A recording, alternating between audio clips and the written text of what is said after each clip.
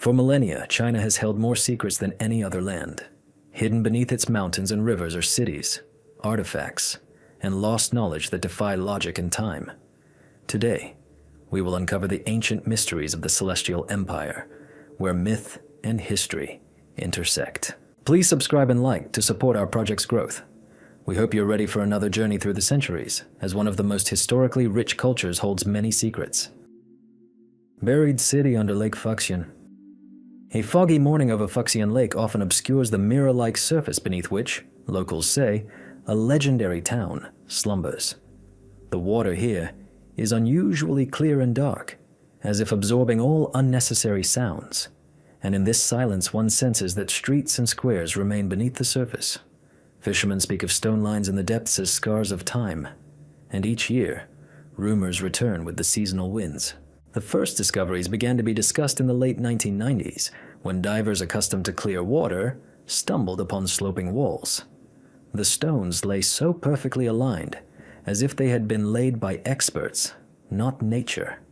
Someone spotted steps, someone else noted the correct angle of the platform, and talk of a sunken city emerged, like stories long hidden under a layer of silt and silence. The dives were repeated, and the logs began to contain similar descriptions. Elongated rectangles resembling foundations, stepped terraces with neat edges, wide slabs jutting into darkness. Underwater video footage showed a geometry too regular to be the random force of nature. And it was precisely this regularity that became the main argument in favor of the artificiality of the formations on the seabed. When echolocation was added to the search, the contours formed a complete map. Long straight lines, intersections at almost right angles, and platforms of varying heights. The lines seemed to suggest streets, and the rectangular patches formed neighborhoods. Thus arose the theory of an ancient settlement, submerged by slow coastal subsidence, or a sudden tremor that split the eastern slope and opened a door to the frigid depths. Archaeologists have uncovered archives of the Dayan Kingdom, whose legacy stretches through Yunnan's Bronze Age. Chronicles mention fortified hills, trade routes, and cult platforms where celestial omens and power were united. If a city truly lies on the lakebed, it may have been a port hub or a sanctuary that survived a series of floods until one particularly harsh season transformed the pier into a silent outcrop of stone. The most captivating thing about these structures is the masonry itself. The slabs fit together as if they were ground to perfection, and the corners hold their shape despite the water pressure and current. In some places, ledges resembling stairs and protrusions, seemingly intended for beams, are visible. The stone is local, but it's worked differently than that found on coastal structures, which only raises questions about its technology and purpose. Pottery fragments and fragments resembling net weights were found at the bottom, but no decisive artifacts were recovered. Perhaps the silt hid the most important items, or perhaps the residents managed to carry away their valuables upon noticing the rising waters. Or perhaps this wasn't a residential area, but a ritual platform and warehouse, dominated by architecture, with few traces of everyday life. Attempts to date the stones by their accretion in comparison with coastal layers have yielded cautious estimates, reaching back to the early centuries BC and slightly later. Researchers caution, water changes the rules, dates shift, sediments float, and any certainty here is an assumption. But even these cautious formulas agree on one key point. The complex is ancient, and therefore significant. Skeptics point to terraced farming and stone breakwaters. They claim the regular lines could have been coastal fortifications later absorbed by the lake. Proponents of the urban scenario point to the sheer number and connectivity of the structures. There are too many squares and intersections for a single coastal defense. Both camps agree on only one thing.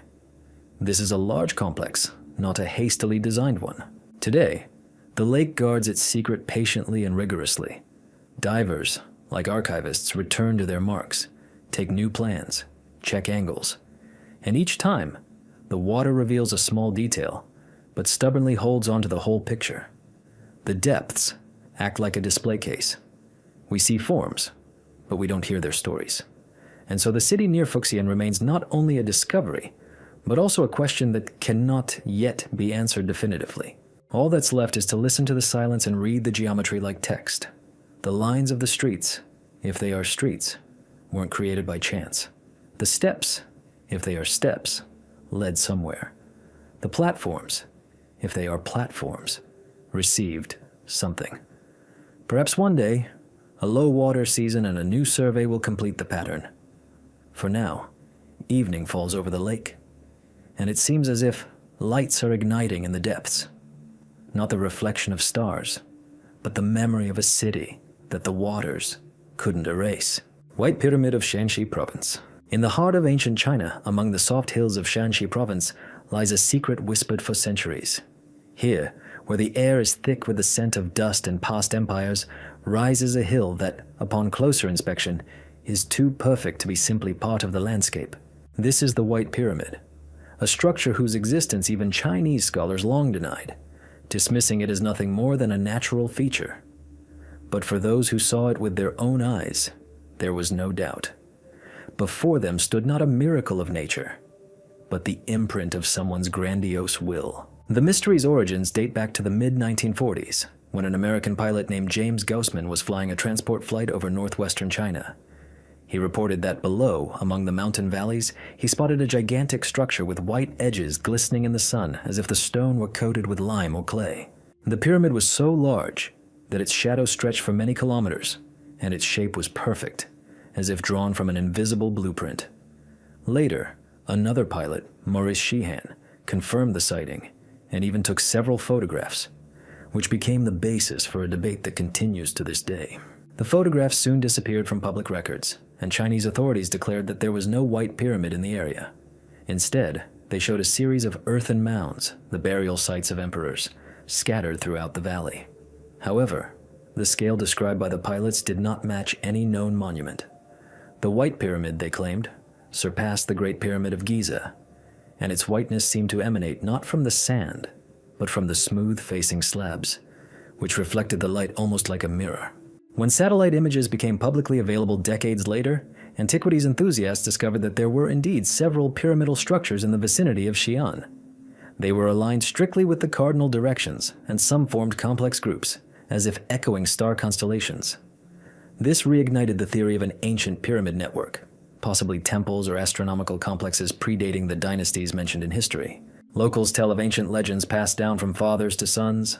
They speak of a sky tomb built for a divine ruler who descended from the clouds and taught people to count time by the stars. After his passing, a light was lit beneath the mountain so that the ruler's spirit could observe the world. It is said that on certain nights, when viewed from a certain vantage point, a dim glow appears above the pyramid's summit, as if the earth itself remembers the one who once stood above it. Archaeologists, granted only partial access to the research, confirmed the presence of pyramidal mounds, but were denied access to the central sections. The official reason given is the religious and cultural significance of the burials. As in Chinese tradition, disturbing the peace of emperors is an insult not only to their ancestors but also to the country itself. However, scientists privately admit that they still cannot explain the geometry of the structures and their orientation. Many pyramids are oriented north to within fractions of a degree, suggesting the use of astronomical instruments inappropriate for the era when, according to chronicles, only simple clay mounds were built. Some researchers believe the White Pyramid may have been not a tomb, but an observatory. Its apex, according to calculations, perfectly aligns with the line along which the sun rises during certain periods of the year, and it's possible that the entire structure was part of a larger astronomical complex, with each facet reflecting a celestial cycle. Others see it as a sanctuary where rituals related to the Taoist quest for immortality were performed, with the color white symbolizing purity and the passage of the soul. There's a more daring theory. The pyramid is the remnant of an unknown civilization that predated Chinese culture. This is supported by fragments of smooth slabs whose composition doesn't match the known rocks of the region. Some believe these slabs could have been created artificially, using technologies lost along with the culture itself, leaving behind only a mute trace buried beneath the earth. Today, access to the area where the White Pyramid is supposedly located is strictly restricted. Tourists can only gaze from afar at the line of hills, each possibly hiding a secret. Fearing destruction, the Chinese authorities refuse to permit large-scale excavations, and so the legend lives on, suspended between science and faith. Scientists continue to debate, and satellites occasionally record mysterious shadows, as if the pyramid itself appears only to those willing to believe. Yet one thought haunts researchers. If the White Pyramid truly exists as eyewitnesses described it, then humanity stands on the threshold of a discovery that could rewrite history. Perhaps a witness to an era forgotten in chronicles sleeps underground, And when this stone speaks, it will speak not of the dead, but of those who came too soon. Mausoleum of Qin Shi Huang. Somewhere in the hills of Shanxi province, beneath soft layers of red earth, lies a piece that no one has dared to disturb for over 2,000 years. This is a place where Chinese history takes on the guise of legend, where power becomes eternity. The Mausoleum of Qin Shi Huang, the first emperor to unify the country and create a state capable of enduring the ages. He died, but his shadow still casts a shadow over the entire celestial empire, for the very monument to his power remains untouched, as if waiting for anyone who dares to look into its heart. The mausoleum had long been known, but it only truly became known to the world in 1974, when peasants digging a well stumbled upon the clay head of a warrior. More fragments followed, and soon an army was discovered underground, tens of thousands of figures, each with its own individual face, each seemingly breathing, ready to rise at the slightest command. Thus, humanity learned of the terracotta army, the stone mirror of the imperial dream. But behind this army lies an equally enigmatic figure, the imperial mausoleum itself, which no one has reached and perhaps will not reach for a long time. Archaeologists have determined that construction of this underground world began when Shi Huang was only 13 years old. 700,000 workers were brought in from all corners of the country. They dug the earth, cut stone, dug canals, and created an entire city beneath the surface. According to ancient chronicles, the mausoleum was constructed as a miniature version of China. Mountains of bronze, rivers of mercury, palaces and towers of precious metals. The ceiling, chroniclers wrote, was set with pearls representing stars so that the emperor could rule under the same sky after death as he had ruled in life. But the most mysterious thing is that no one has ever seen these stars. The mausoleum's central chamber remains sealed. Modern technology allows us to explore only the outer layers, and even these are staggering in their scale. The underground complex covers an area of approximately 56 square kilometers. It is an entire underground world in which one man rests, and it is precisely this grandeur, mingled with mystery, that leads researchers to say that Shi Huangdi wanted to conquer not only death but time itself. The chronicles of the ancient historian Sima Qian, written 100 years after the emperor's death, mention rivers of mercury flowing within the tomb. For a long time, this was considered a metaphor, a beautiful image symbolizing eternity. But in the 20th century, when geologists began taking measurements, instruments showed elevated levels of mercury vapor directly above the central mound. This confirmed that the chronicler's words could be literal. Perhaps somewhere below, a metallic sea truly flows, shifting in the darkness under the weight of centuries. The very idea of such rivers is astonishing. To create such an effect, the craftsman had to cast thousands of liters of mercury and channel it through the canals, like blood through veins. Mercury is a poisonous substance that requires caution, meaning the builders worked under mortal risk. Legend has it that those who knew the mausoleum's structure were buried with it, so that the mystery would remain unsolved. Historians estimate that the number of those who perished was no less than the number of those who built it. When archaeologists attempted to approach the center, they discovered that even the approaches were guarded by an engineering system that was far from primitive. According to the researchers, the walls were reinforced with bronze, the ceilings were vaulted to distribute the load, and some sections were complex labyrinths. Ancient records also mention traps, strung crossbows, ready to fire at the slightest movement. Modern scanners cannot penetrate dense layers of soil and clay saturated with minerals, so scientists prefer not to take risks. One careless move could destroy the inner chamber and priceless artifacts. However, even at a distance from the tomb's center, mysteries abound. The terracotta army is only a small part of the complex, but it has already demonstrated that the skills of Qin dynasty craftsmen were far greater than commonly believed. Each figure was handcrafted with individual facial features.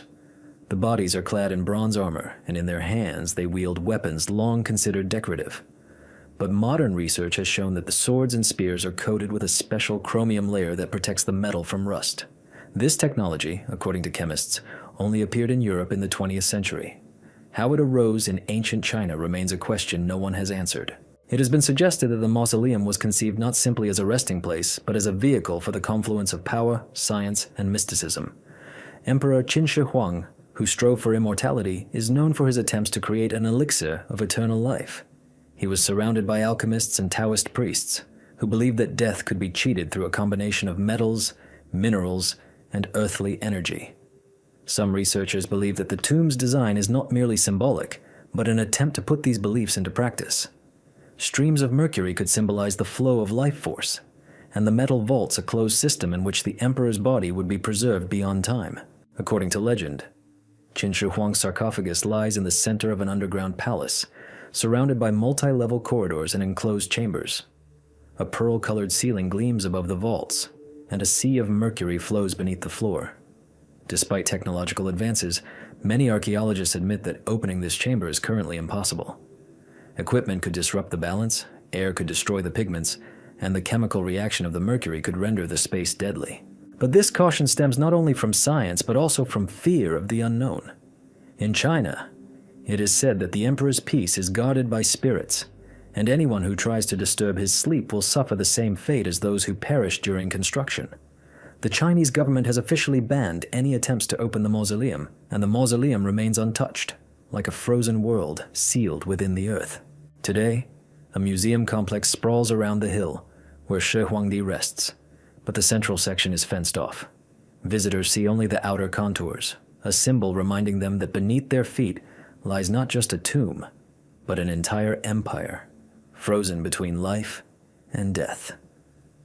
When the morning mist rises from the plain, it settles on the hill like the breath of antiquity, and it seems as if a hum still emanates from beneath the earth, the sound of an invisible mechanism working through the centuries. The mausoleum of Qin Shi Huang remains archaeology's greatest unsolved problem. It remains unopened not because they can't, but because they dare not. Where history and myth intersect, there always remains a fine line, and perhaps it is precisely this line that holds humanity back from confronting its own past. For, as the ancients say, some doors must remain closed until a time comes that can withstand their truth. The Terracotta Army is an army not created by humans.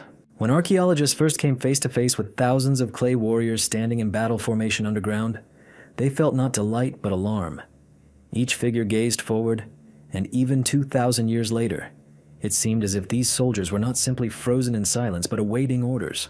The Terracotta Army, as it was later named, became a symbol of the greatness of the Qin Empire. But the more researchers delved into the details, the more they sensed that its origins were far from as obvious as they might have liked to believe. Each pit beneath the Lintong Plain contains its own world. Warriors stand in rows. Between them are wooden chariots, horses, officers, and archers. Each is life-size, and each has its own face, its own features, its own character. No duplicates. Even the ears and folds of the lips are distinct, as in living people. Some figures smile, others stare coldly, still others seem to be holding their breath. Such diversity is not typical of the mass production of antiquity. It suggests either incredible artistic individuality or something more. Access to technology capable of capturing real faces. When specialists began analyzing the clay's structure, they discovered a rare mixture of quartz, feldspar, and mica, bonded at high temperatures exceeding 1,000 degrees Celsius. This wasn't just fired ceramics, but a material remarkably close to modern industrial composites. The clay was free of all organic impurities, and its internal structure was fired uniformly. This quality is only possible with temperature control, which ancient charcoal-fired kilns couldn't provide. Even more bizarre was the surface coating of the figures. A thin layer of varnish and pigments not only imparted color, but also protected the material from moisture and mold. Chemical analysis revealed the presence of compounds resembling synthetic resins. Scientists were long in disbelief. Technology of this level should have appeared only in the 20th century. But the layer existed, and its origin remains controversial. Some believe the Qin masters possessed the secret of mineral mixtures that were lost after the fall of the dynasty.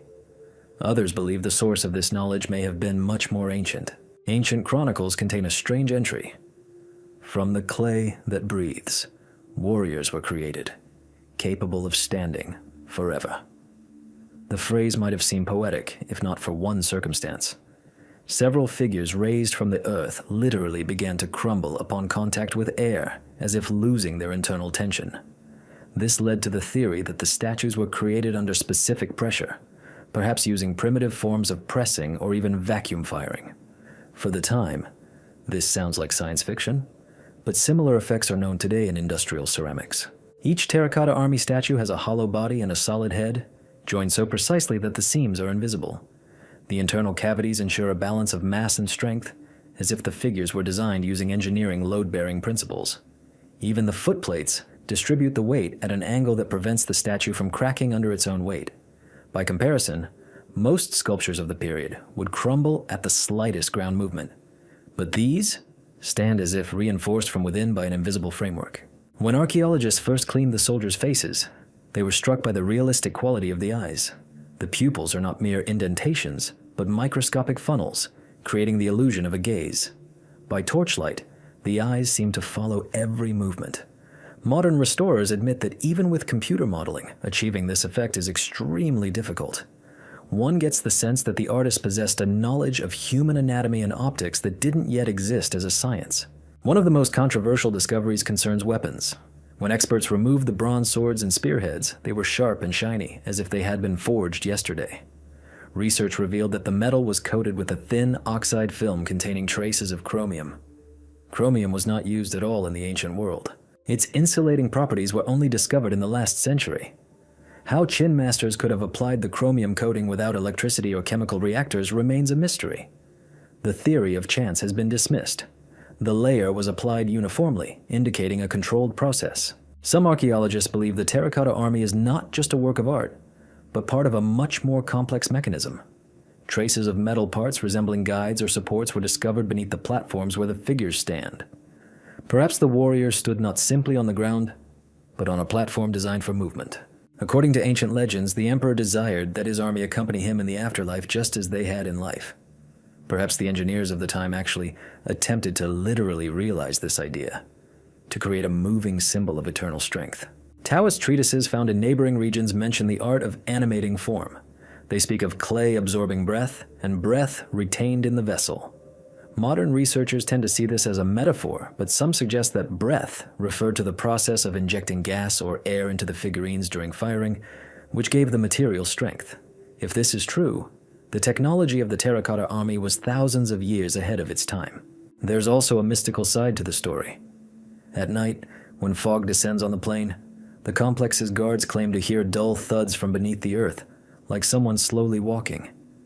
Perhaps these are simply the sounds of groundwater, but the people believe the army still stands guard, protecting the emperor's peace.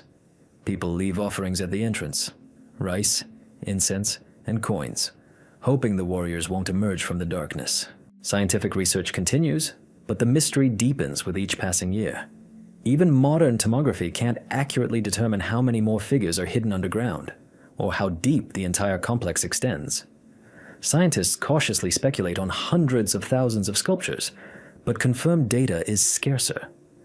It is hypothesized that the army is arranged not in a single plane, but in tiers, and that another layer, perhaps officers or chariots, may be concealed beneath the soldiers already discovered.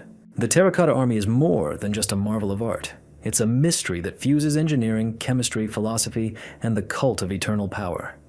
No one knows who the masters were who created the clay faces, or where their knowledge disappeared after the emperor's death. But anyone who looks into the eyes of these warriors senses that they are not looking at statues, but at the imprint of something greater, the trace of a mind capable of transforming matter into life. And while humanity searches for the answer, the army stands motionless beneath the weight of centuries. Its silence holds not just peace, but a warning. Because perhaps the secret of this army lies not in how it was made, but in why. The Shaolin tunnels are a network that runs beneath the mountains. On the northern slopes of Henan province, where thick fog obscures ancient pine trees, rises a monastery known throughout the world. Shaolin is a symbol of martial arts, spiritual discipline, and legends in which the line between reality and myth has long since dissolved. But few people know that beneath the stone courtyards and monastery halls lies not just a foundation, but a whole network of passages, corridors, and halls extending deep underground. These underground tunnels have become one of the most mysterious legacies of ancient China, their existence mentioned only in whispers by monks as something not to be disturbed without good reason. The tunnel's history dates back to a time when the monastery was not only a spiritual center, but also a fortress. According to ancient chronicles, the first tunnels were dug during the Northern Wei dynasty, around the 5th century AD. Back then, monks were not only preachers but also protectors, and when temples burned, they went underground to save scrolls, herbs, and weapons. Over time, the network expanded, connecting various monastery halls, rock caves, and even remote valleys. But the deeper the passages went, the less was written about them. It was as if the monks had begun to build not just a shelter, but something more. A system whose meaning only the initiated understood. During restoration of the monastery in the 20th century, workers accidentally discovered a passage hidden behind a wall. Beyond the narrow opening, a stone corridor began, leading downwards, where the air was dry and still. The hand-hewn walls were covered in barely visible symbols and traces of soot. Round stone slabs lay on the floor, which, as it later turned out, contained drainage channels. Everything looked as if the site had been designed not hastily, but with an engineering precision rare in antiquity.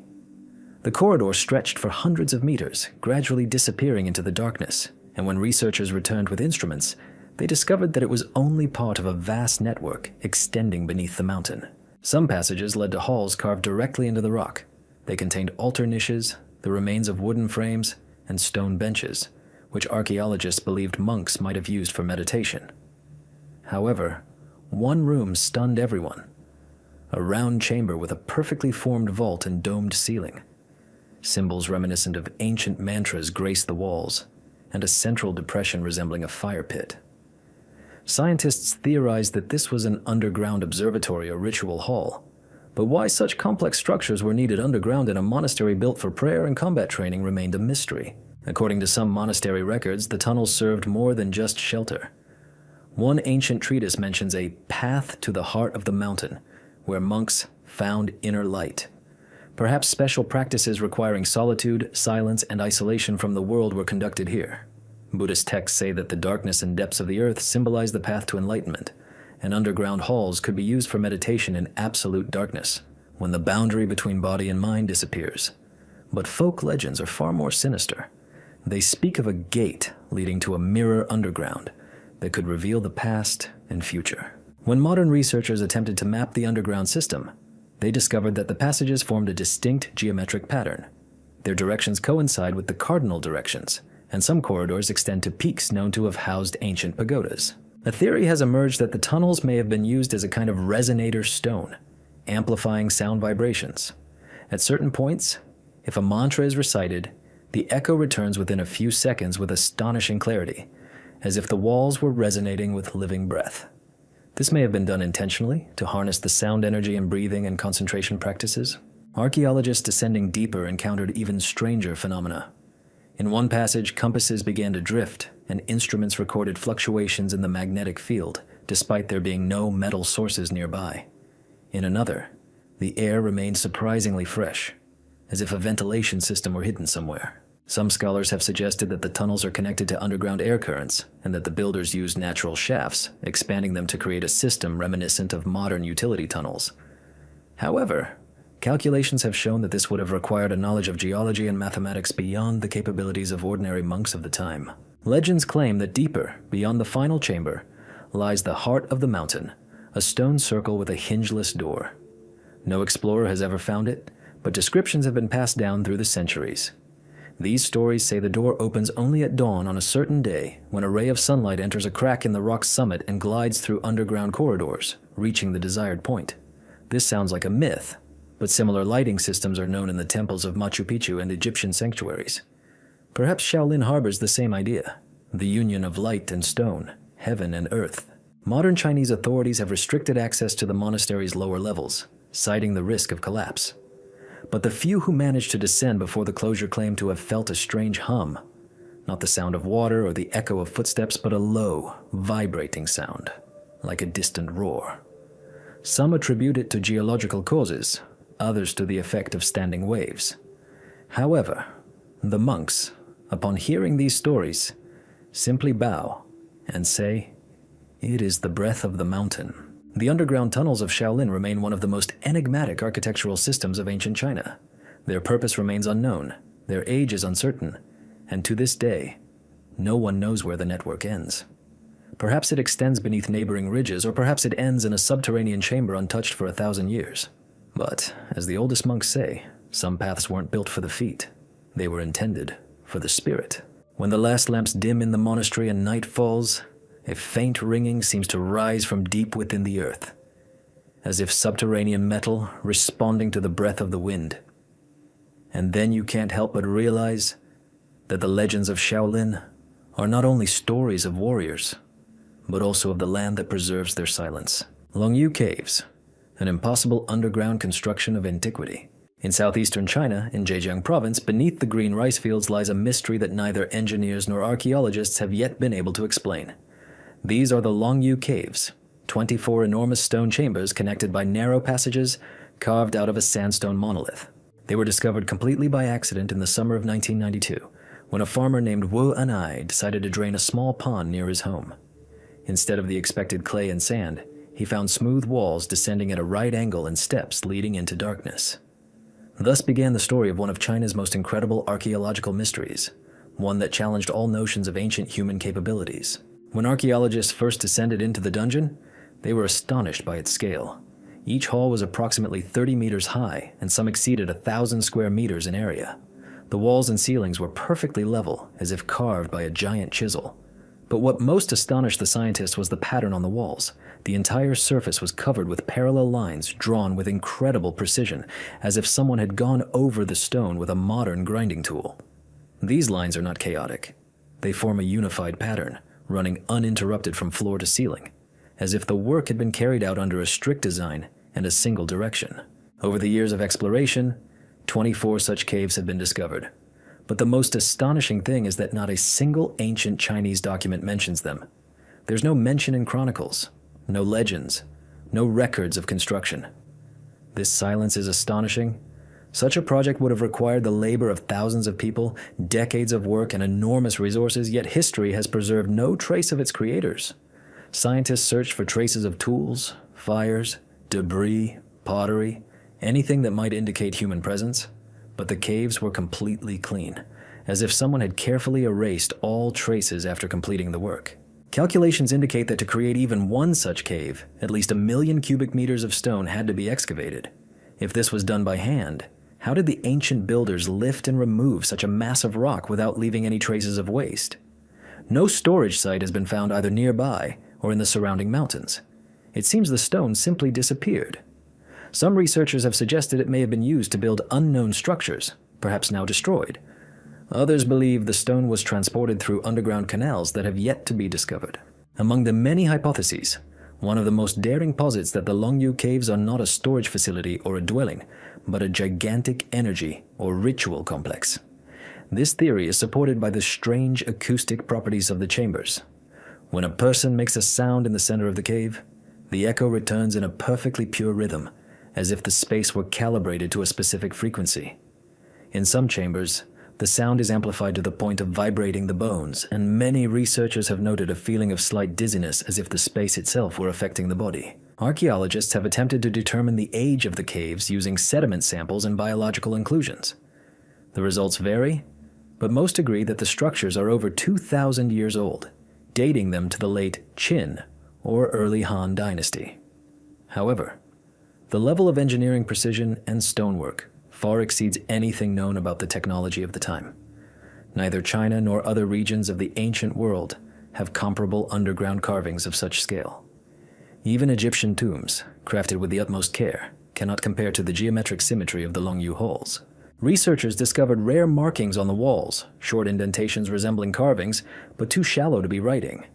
Some resemble symbols found on ancient bronzes from the Dian dynasty, while others are geometric patterns reminiscent of star maps. Perhaps this was a symbolic language understood only by the complex's creators, or traces of instruments used to measure angles and directions. It has even been suggested that the entire ornamentation is a code or an ancient form of knowledge recording, lost along with the culture that built these halls. Locals have long told a legend that gods from heaven hid in these caves. They descended to earth in shining chariots and ordered people to carve a house out of the rock to preserve the fires of heaven. After completing the work, the gods departed, and the caves remained as a reminder of their presence. When the peasants first descended, they reported smelling iron and a damp wind, as if passages to as yet undiscovered chambers were opening somewhere deeper. Later, divers, exploring the underground reservoirs below the caves, did indeed discover narrow crevices leading into the unknown, but due to the risk of collapse, no one dared to enter. There are also more mundane theories. Some Chinese archaeologists believe that Longyu could have served as a grand granary during the early empires. The dry climate and constant temperature made such underground warehouses ideal. However, this theory clashes with the undeniable fact that no traces of stored crops, neither grains nor charred remains, have been found anywhere. Furthermore, the overly ornate decoration of the walls and the complete lack of utilitarian features contradict the idea of a simple warehouse. Engineers who analyzed the carving technique noted that the parallel lines on the walls appear to be the result of using a large cutting tool with constant force, something difficult to achieve by hand. Some lines are at precisely 30-degree angles, and the distance between them is consistent. Achieving this effect would require a device capable of uniform vertical movement, like a modern mechanical cutter. This has led to the hypothesis that primitive machines or mechanisms were used, perhaps powered by water or muscle power. Despite dozens of expeditions and thousands of hours of research, no single hypothesis explains everything. Who, when, and why created this underground world remains unknown. Scientists compare Longyu to other mysterious structures around the world: the pyramids of Egypt, the stone platforms of Baalbek, and the ruins of Pumapunku in Bolivia. All are striking in the precision of their stonework and the lack of answers. But Longyu stands out even among them, perfectly preserved and utterly silent from history. Today the caves are open to visitors, but only a portion are accessible to tourists. The rest remain closed, too dangerous and too unclear. Chinese authorities have restricted exploration, fearing the structure will be damaged, as it is unknown how the rock will behave if its equilibrium is disturbed. For now, silence and cold reign below, as if the earth itself is guarding something that should not be revealed prematurely. And when you stand in the center of one of the halls, where a beam of light glides across thousands of carved lines, creating a sense of movement in the stone, a strange feeling arises, as if this world was created not for humans, but for something greater, for beings who understood energy and form in a way we have yet to learn. Longyu remains a monument to the impossible, proof that antiquity knew more about stone and silence than we can imagine. The copper discs of Bangkar are evidence of forgotten technologies. In the highlands of Qinghai province, where the rare air mixes with the winds of the Tibetan plateau, archaeologists discovered something that changed our understanding of ancient crafts. Among the rocks and dusty plains of Bangkara lay dozens of round metal discs covered in incomprehensible symbols and uniform grooves. Their surfaces gleamed in the sunlight, as if the copper had been polished yesterday. But according to researchers, the artifacts were over several thousand years old, and their purpose remains a mystery. The first mention of the discs appeared in the late 1930s, when a Tibetan expedition led by Chinese archaeologist Zhang Rui stumbled upon underground caves. Inside were the remains of small humans, animal bones, and numerous copper plates approximately 30 centimeters in diameter. Each plate had a perfect geometry and a central hole, as if they were ancient records or elements of an unknown mechanism. Spiral lines ran along the edges, gradually converging toward the center, reminiscent of the grooves of a gramophone record. Scientists immediately noted that the disc's shape was too precise for primitive tools. Some surfaces were engraved with microscopic symbols resembling writing, but none of the known Chinese or Tibetan languages matched them. Under a microscope, the lines appeared smooth, as if machine-made. Such carving technology did not exist even in the late Bronze Age. Researchers hypothesized that metal etching with acids or electrolytes was used, a method that humanity only mastered in modern times. The alloy's composition proved no less mysterious. In addition to copper and tin, the discs contained traces of rare elements: iridium, nickel, and manganese. This combination makes the material extremely durable and corrosion-resistant. Even after thousands of years, the surface remained uncovered by a green patina. This indicated a high level of metallurgy unknown to the early civilizations of Central Asia. Some physicists have suggested that the alloy may have possessed paramagnetic properties, capable of responding to electromagnetic fields. When the first finds arrived in Beijing, they were subjected to spectral analysis. The results were shocking. The metal melted at temperatures exceeding the capabilities of ancient furnaces. A theory emerged that the discs could have been part of an ancient generator or device for transmitting sound and energy. Proponents of this theory pointed to the spiral engraving and central hole as elements reminiscent of modern induction coils. Opponents of this theory argued that the shape was purely aesthetic and could have had religious significance. Similar discs were later found in Sichuan and Gansu. Their patterns were almost identical, as if they had been manufactured using the same standard. Some of the finds contained traces of resin, similar to glue, and signs of melting, suggesting the use of high temperatures. One disc was fractured, and at the crack, researchers observed microscopic quartz crystals embedded in the metal structure. This combination could have contributed to conductivity, further reinforcing suspicions of the artifact's technological origin. Local folk legends tell of sound stones that sang when they touched. Elders claimed that they were used by ancient heavenly teachers who came from beyond the mountains, and that these circles preserved their words. When archaeologists attempted experiments, they discovered that when rubbed, two discs indeed produced a subtle ringing sound, depending on the force of contact. The frequency of the sound was consistently consistent across different specimens, as if the material were designed to produce a specific resonant wave. Some researchers have proposed a rational explanation. The discs may have been part of an astronomical instrument. When viewed in oblique light, they reveal dots and lines forming patterns reminiscent of constellations. This may have been a system for tracking time or eclipses. However, later finds with identical patterns but without any astronomical symbols have disproved this theory. It's possible that they were cult objects associated with the belief in the power of metal. In the 1950s, rumors circulated that some of the discs had disappeared from government archives. Several specimens later appeared in private collections, and it was on these that physicists conducted new measurements. One of the discs, placed in a magnetic field, emitted a faint vibrational hum, as if it were actually carrying an internal current. The scientists attributed this to an electrostatic effect, but the result remained recorded. Today, the Bangkar discs occupy a special place among archaeological mysteries. They cannot be precisely dated, their purpose is unknown, and the material remains difficult to reproduce even with modern methods. Chinese historians cautiously refer to them as ritual plaques to avoid speculation, but even in academic circles, many acknowledge that these artifacts do not fit into any known era. Local monks still believe that a vault containing thousands of such discs exists beneath the mountains, and that those who find it will be able to hear the breath of the stars. Perhaps this is simply a beautiful metaphor, but standing among the Bangkara hills, where the air rings with the wind, it's easy to believe that these discs once truly did sound, conveying something we no longer perceive. Copper circles, created by hands or forces whose knowledge has long since disappeared, continue to hold within themselves a mystery equal to their form. Closed, perfect, and silent. Ancient Han Dynasty mechanisms. Clocks capable of measuring the stars.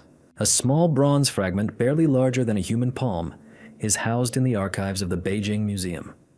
At first glance, it resembles part of a broken ornament, but its structure contains teeth, axles, and tiny holes for fastenings. Archaeologists discovered this artifact in Hubei province among ruins dating back to the Han Dynasty, approximately 2,000 years ago. For a long time, no one could figure out what it was, until the engineer Sun Zi noticed its similarity in shape to the planetary gears of modern clocks. From that moment on, the story of mysterious mechanisms capable of measuring not time, but the movement of the stars began. In ancient China, astronomy was more than just a science. It was considered the language of the gods. The Han emperors placed great importance on celestial observations, as the fate of the empire was believed to depend on them. Grand observatories, bronze spheres, and water clocks were built for this purpose. But the Hubei find proved far more complex than any known instrument. Under a microscope, archaeologists discovered perfectly cut teeth with uniform pitch, crafted with a tolerance of less than 1/10 of a millimeter. Such precision, it was believed, was only achieved by humanity in the age of mechanical engineering. When engineers reconstructed the fragment, they discovered that it could rotate several gears simultaneously, transmitting motion in a complex pattern. Simulations revealed that the device could reproduce the cycles of the moon and sun, indicating when certain stars would appear in the sky. Moreover, the rotation occurred at a consistent rhythm, as if the mechanism were driven by water or drops of oil, as in later clepsydras. But even the most sophisticated ancient water clocks lacked such a synchronization system. Tiny markings, dots and lines arranged in a circle, were preserved on the fragment's outer rim. There were 128 of them, and they precisely matched the divisions of the Chinese calendar, which used a combination of 12 terrestrial branches and 10 celestial stems. This meant the device could have been used to calculate astronomical events and possibly predict solar and lunar eclipses. Scholars have given it the code name celestial calculator. However, the most mysterious aspect is the manufacturing method. The metal had an unusual composition: bronze with small amounts of silver and lead, which ensured softness during casting and high strength after cooling. The surface of the parts was polished to a mirror shine, and the marks of machining indicated a rotary motion of the tool. This led researchers to believe that ancient craftsmen used not only hammers and files, but also primitive lathes. There is no mention of such devices in Chinese texts. In the early 2000s, a team of engineers from Tianjin University attempted to create an exact replica of the mechanism using methods available during the Han Dynasty. It took them 3 years to reproduce the parts by hand, and even then, the precision of the work was significantly lower than the original. Some elements had to be adjusted under a microscope, something impossible in ancient times. This raised the question, where did the knowledge of such technologies come from? Some attributed it to the influence of Western artisans, while others suggested the transmission of lost knowledge from civilizations that existed before recorded history. Han-era treatises contain references to bronze spheres where water moves the sky. Scholars long considered these to be metaphors, until archaeologists discovered fragments of pipes and reservoirs resembling hydraulic systems near a Luoyang tomb. When combined with the gears found, they create a model of a mechanical celestial globe capable of rotating a star map based on the flow of water. This principle is similar to devices described in ancient Greek texts, but the Chinese version dates back considerably earlier. Some experts argue that this is an early analog of the Antikythera mechanism found in the Mediterranean, but created independently. The Chinese may have developed their own system for measuring the cosmos, based not on mathematics but on the observation of cycles. Each gear in the Han mechanism corresponded to a specific celestial movement, one to the sun, another to the moon, and a third to Jupiter, which was considered a symbol of power. When the mechanism operated, its movement resembled the breathing of the universe, even endless, echoing the rhythm of the stars. Archaeologists have also found other devices: bronze figures that rotated under the pressure of water, mechanical birds that flapped their wings, and chariots that maintained their direction regardless of how they turned, the first prototypes of gyroscopes.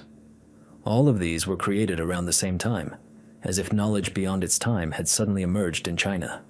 Then it vanished, fading into history, leaving only mysterious fragments. Today, the discovered mechanisms are carefully guarded, but their purpose remains unclear.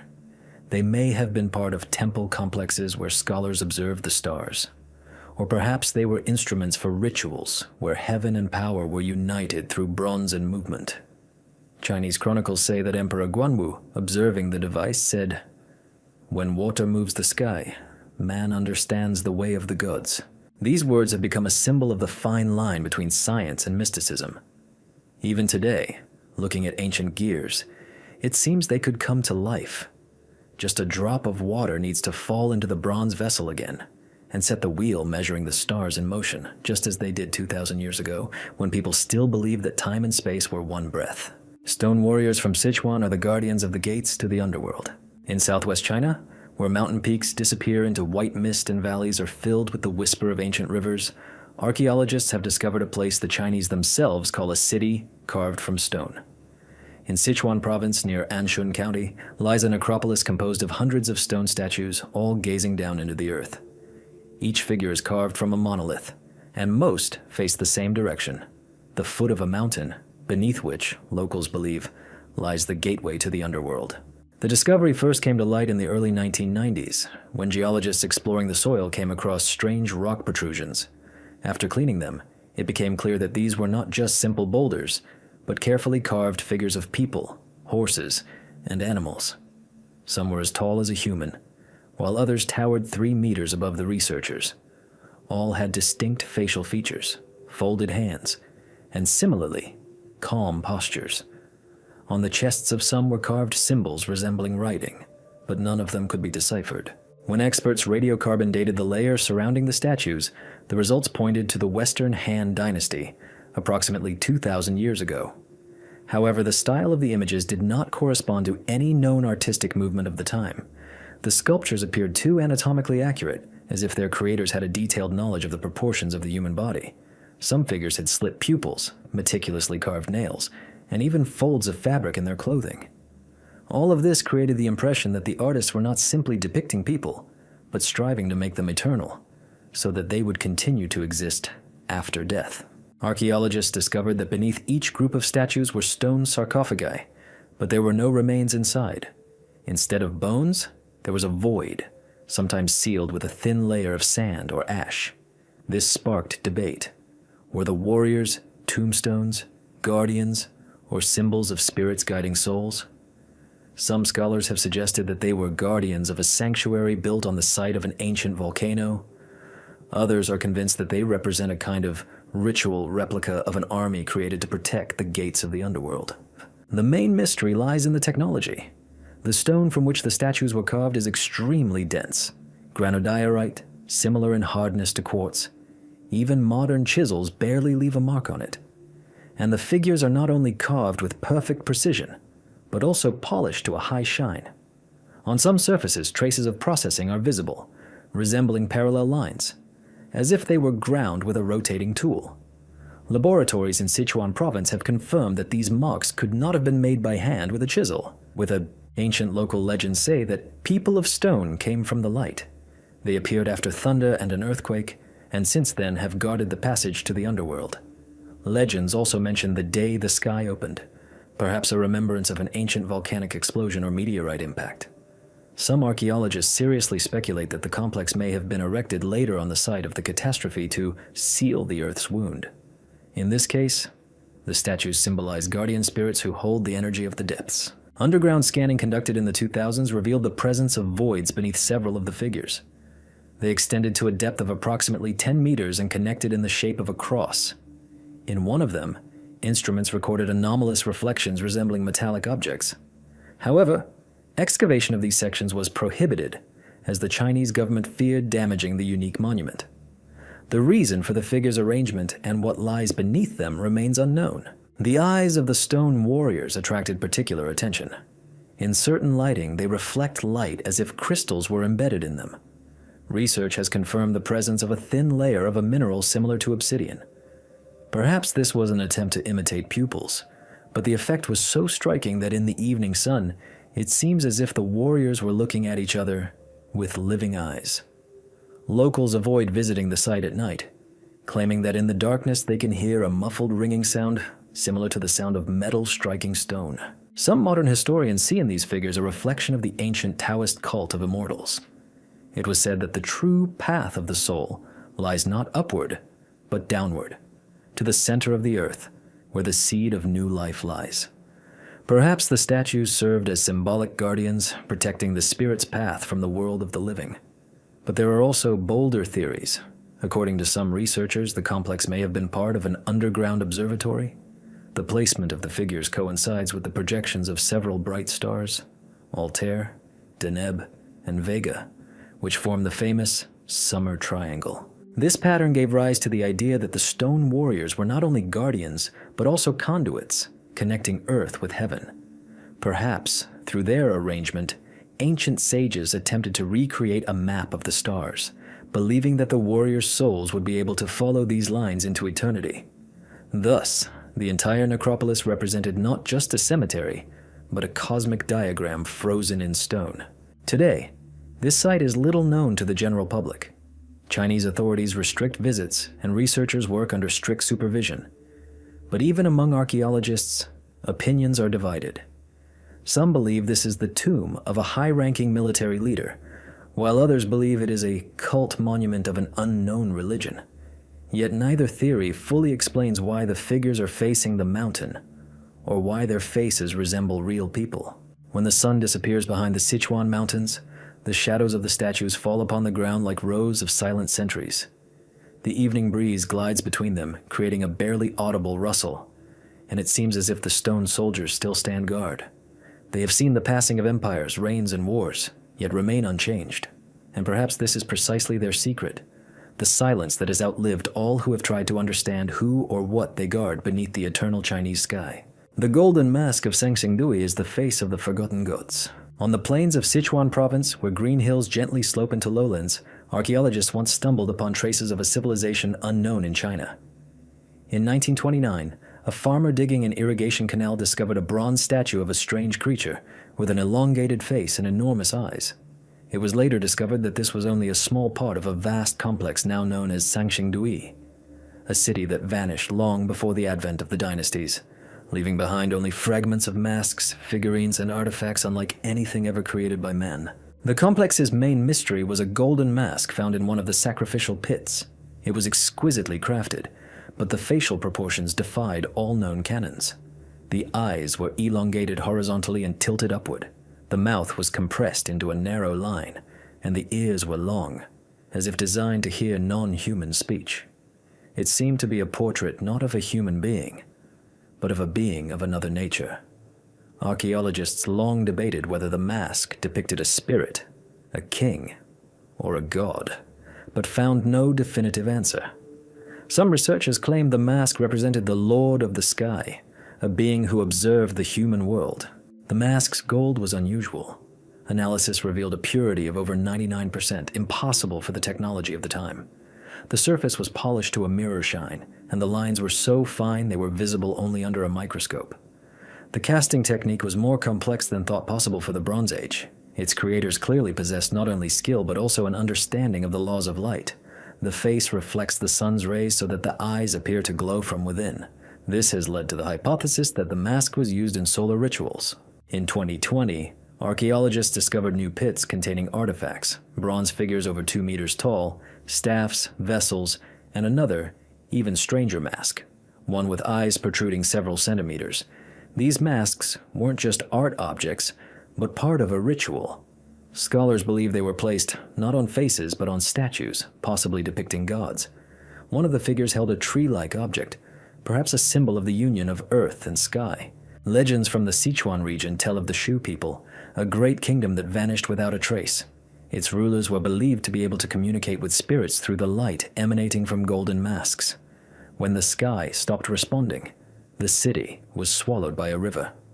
For a long time, these stories were dismissed as myths, until the discoveries at Sanxingdui proved otherwise.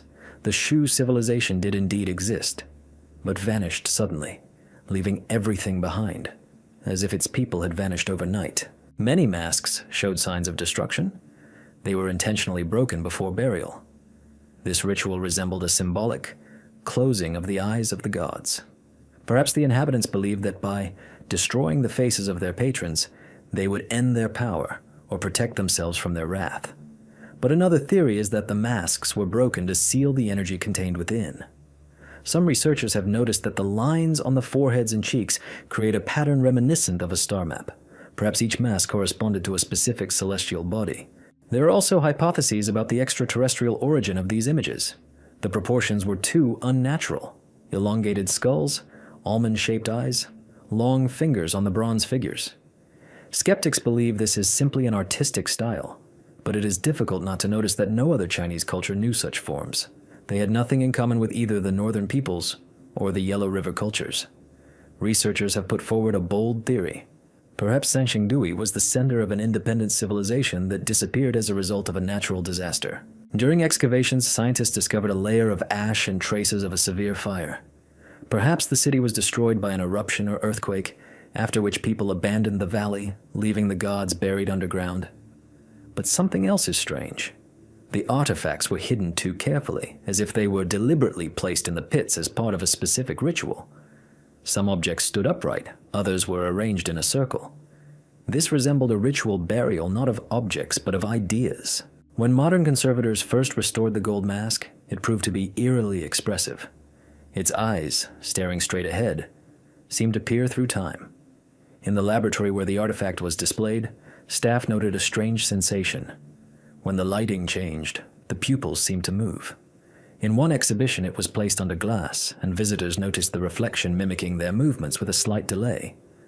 Of course, this was merely a trick of the light, but many left the room with a feeling of unease. Scholars continue to debate how the Shu culture could have achieved such a level of artistic and technical mastery. Their bronze castings surpassed anything existing in China at the time, and their symbolism clearly had no roots in traditional Chinese mythology. This has led some historians to suggest that Sanxingdui is not simply a forgotten branch of Chinese civilization, but a distinct cultural lineage that disappeared before the rest of the world had a chance to recognize it. Today, the Golden Mask is kept in the Guang'an Museum and is considered one of China's most precious finds. But even here, under the glow of the museum's lamps, it doesn't seem like a dead relic. Something unsettling lingers in its cold gleam. The memory of those who saw the world with different eyes. Perhaps they truly saw what humanity is no longer destined to see. And as it silently watches visitors through the display case, it seems as if the Shu gods are still waiting to be remembered again by a name long since erased from the Earth's memory. The Luoyang flying mirrors are a device that reflects the future. The ancient city of Luoyang, located on the banks of the Yi River, is renowned as the cradle of Chinese civilization. Here, among countless temples and tombs, archaeologists have uncovered thousands of bronze mirrors, but a few stood out from the rest. These mirrors, found in the tombs of noble rulers of the Eastern Han Dynasty, possessed a property that defied explanation. When sunlight fell on their polished surfaces, an image appeared on the walls that wasn't present on the surface itself. It was as if the mirror weren't reflecting but revealing, as if something hidden could be seen through the metal. The first recorded instance was in the early 19th century, when restorers noticed a strange phenomenon. A reflected beam from a bronze mirror projected a pattern etched on its reverse side. This seemed impossible, as the front side was completely smooth. However, the phenomenon was repeated, and not just in one copy. Later, such artifacts became known as magic mirrors of Luoyang. People believed they could reveal the truth by reflecting not the external, but the internal. Research revealed that the mirrors were made of a special alloy of copper, tin, and lead. Their surface was polished for weeks to a near perfect finish, but the most astonishing feature was their microscopic structure. The thickness of the metal layer varied by fractions of a millimeter, creating barely noticeable ridges that were undetectable to the human eye. When illuminated by sunlight, the light refracted and reflected in such a way that a light projection of the pattern applied to the back appeared on the wall. The effect was so precise that modern physicists acknowledged that it would be nearly impossible to create something similar by hand. But ancient masters did this by the hundreds. The Henan Museum houses dozens of mirrors, each with a unique design: solar gods, dragons, symbols of good fortune, and texts about eternity. Some images appear only under certain light angles, while others are visible only by moonlight, giving rise to legends of night mirrors, in which one can see the future. Tang Dynasty monks wrote that these mirrors were used in divination rituals. A priest would place them in front of a fire and observe what images would appear on the wall, believing them to be messages from the spirits. Modern experiments have confirmed that the phenomenon is based on the complex physics of reflection, but how the craftsmen achieved such precision without optical instruments remains a mystery. Creating the effect required controlling the pressure and temperature of the metal during cooling, as well as the degree of polishing, which alters the surface micro-relief. Any slight deviation would have destroyed the illusion. It appears that ancient artisans possessed a skill that modern science calls nanotechnology. In Luoyang's mirror treatises, we find the words, "The metal that preserves the image of heaven sees what is not in this world." Some researchers believe this is more than just a poetic metaphor. They believe mirrors could have served not only as decorative objects, but also as instruments for measuring light. Mirrors were found in one tomb, arranged at an angle to one another, creating a complex system of reflections. When archaeologists directed a beam of light at them, it refracted repeatedly, forming a pattern of concentric rings. This may have been an ancient prototype of an optical device designed for observing the sun. There's also a mystical version. One Song Dynasty text states that mirrors were used in temples for contemplating the soul. Supposedly, priests looked into them not with their eyes, but with their hearts, and if the surface remained transparent, the person was pure. If spots of light appeared on it, it was considered a sign of impending disaster. To this day, some villages in Henan province still hold the belief that a mirror can reveal death. People avoid pointing it into the dark to avoid triggering a vision, and instead store mirrors face down. One of the most mysterious artifacts was discovered in 1968. It's a mirror, 20 centimeters in diameter, with a stunningly smooth surface and an inscription about immortal spirits. When sunlight hits it, an image appears on the wall in the form of an ancient hieroglyph meaning truth. Modern methods were only able to replicate this effect after extensive computer calculations and laser scanning. But even then, craftsmen acknowledged that the level of surface control in the original was greater than what a human could achieve by hand. Scholars believe the masters relied on knowledge passed down from generation to generation. They may not have understood the physical nature of the phenomenon, but they knew how to achieve results through practice and meditation. Some monasteries even preserved scrolls with the following instructions: listen to the metal while it is soft, and it will show you light. This phrase has given rise to many interpretations. Some believe it refers to the sound of bronze cooling, while others believe the masters actually worked by focusing on the subtle vibrations of the material. The magical mirrors of Luoyang remain one of the most beautiful mysteries of ancient China. They cannot be simply called works of art. They combine science, religion, and something that defies conventional understanding. When you gaze at their glittering surface reflecting light and shadow, it seems as if before you is not an object, but a gateway, transparent, alive, as if ready to reveal not the outside world, but the one hidden within. And perhaps this is why the ancients said that these mirrors do not reflect the present, they reflect a time that has not yet arrived. The cursed bells of Yue, a sound forbidden by the emperor. In southern China, in the green hills of Hubei province, where river moisture collects in misty valleys, archaeologists discovered something that both astonished and alarmed them. These were bronze bells from the Yue dynasty, excavated from an ancient shrine buried beneath silt. They were so ancient and perfect that they sounded without the slightest distortion of tone, despite having lain underground for 2,500 years. But most importantly, their sound had a strange effect. It caused a tremor in the chest and a feeling of heaviness, as if the wave were passing not only through the air, but also through the body. It was this sound that later became known as the forbidden tone. The discovery began in 1956, when workers digging a canal stumbled upon stone slabs concealing an ancient burial site. Beneath them, they found 24 bells, carefully arranged in an arc. Each varied in size but shared common features: a refined form, clear inscriptions, and perfectly calculated proportions. Each bell produced 2 tones, depending on where it was struck, and its range of sounds spanned almost the entire spectrum of modern instruments. But what was initially considered a musical discovery soon took on a mystical tinge. When specialists attempted to play all the bells simultaneously, a low, vibrating sound filled the air, causing those present to become dizzy.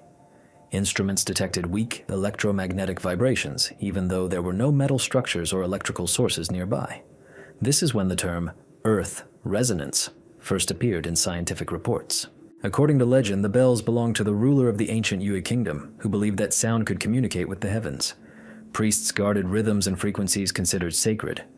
One of the tones, the lowest, called the voice of the earth, was considered dangerous because its vibrations could upset the balance of the world.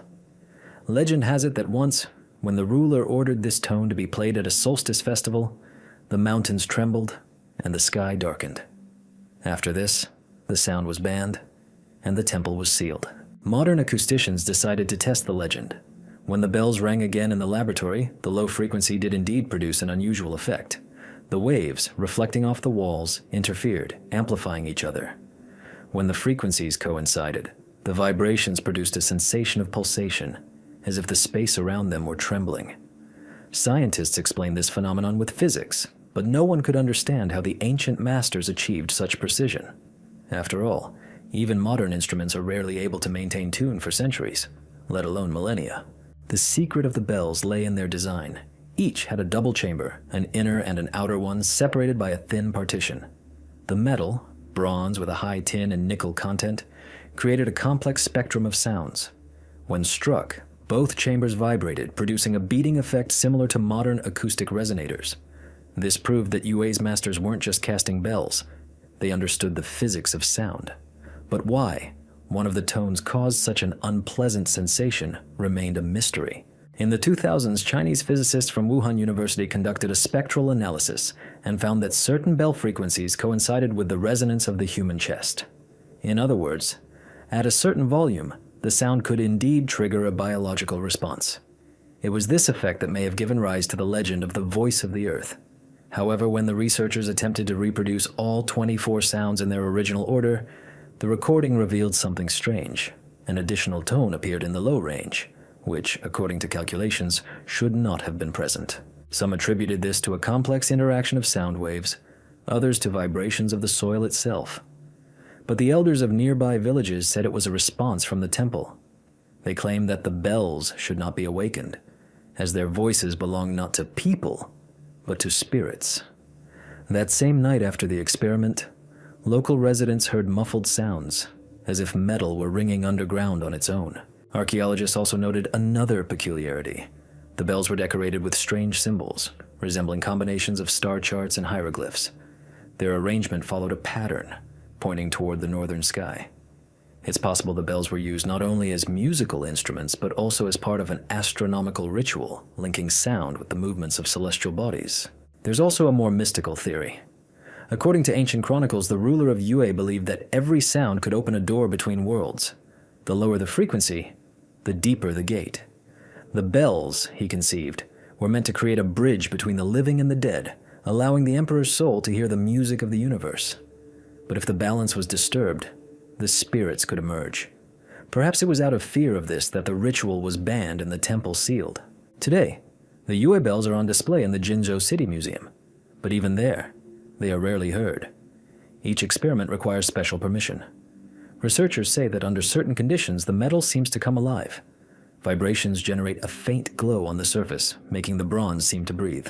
Visitors feel a slight chill, like a subterranean wind. When the last bell rings, its echo lingers for a long time. It sinks underground, returning as a quiet, almost inaudible echo. Perhaps it's simply resonance, but for many, it seems as if in these moments an ancient power awakens.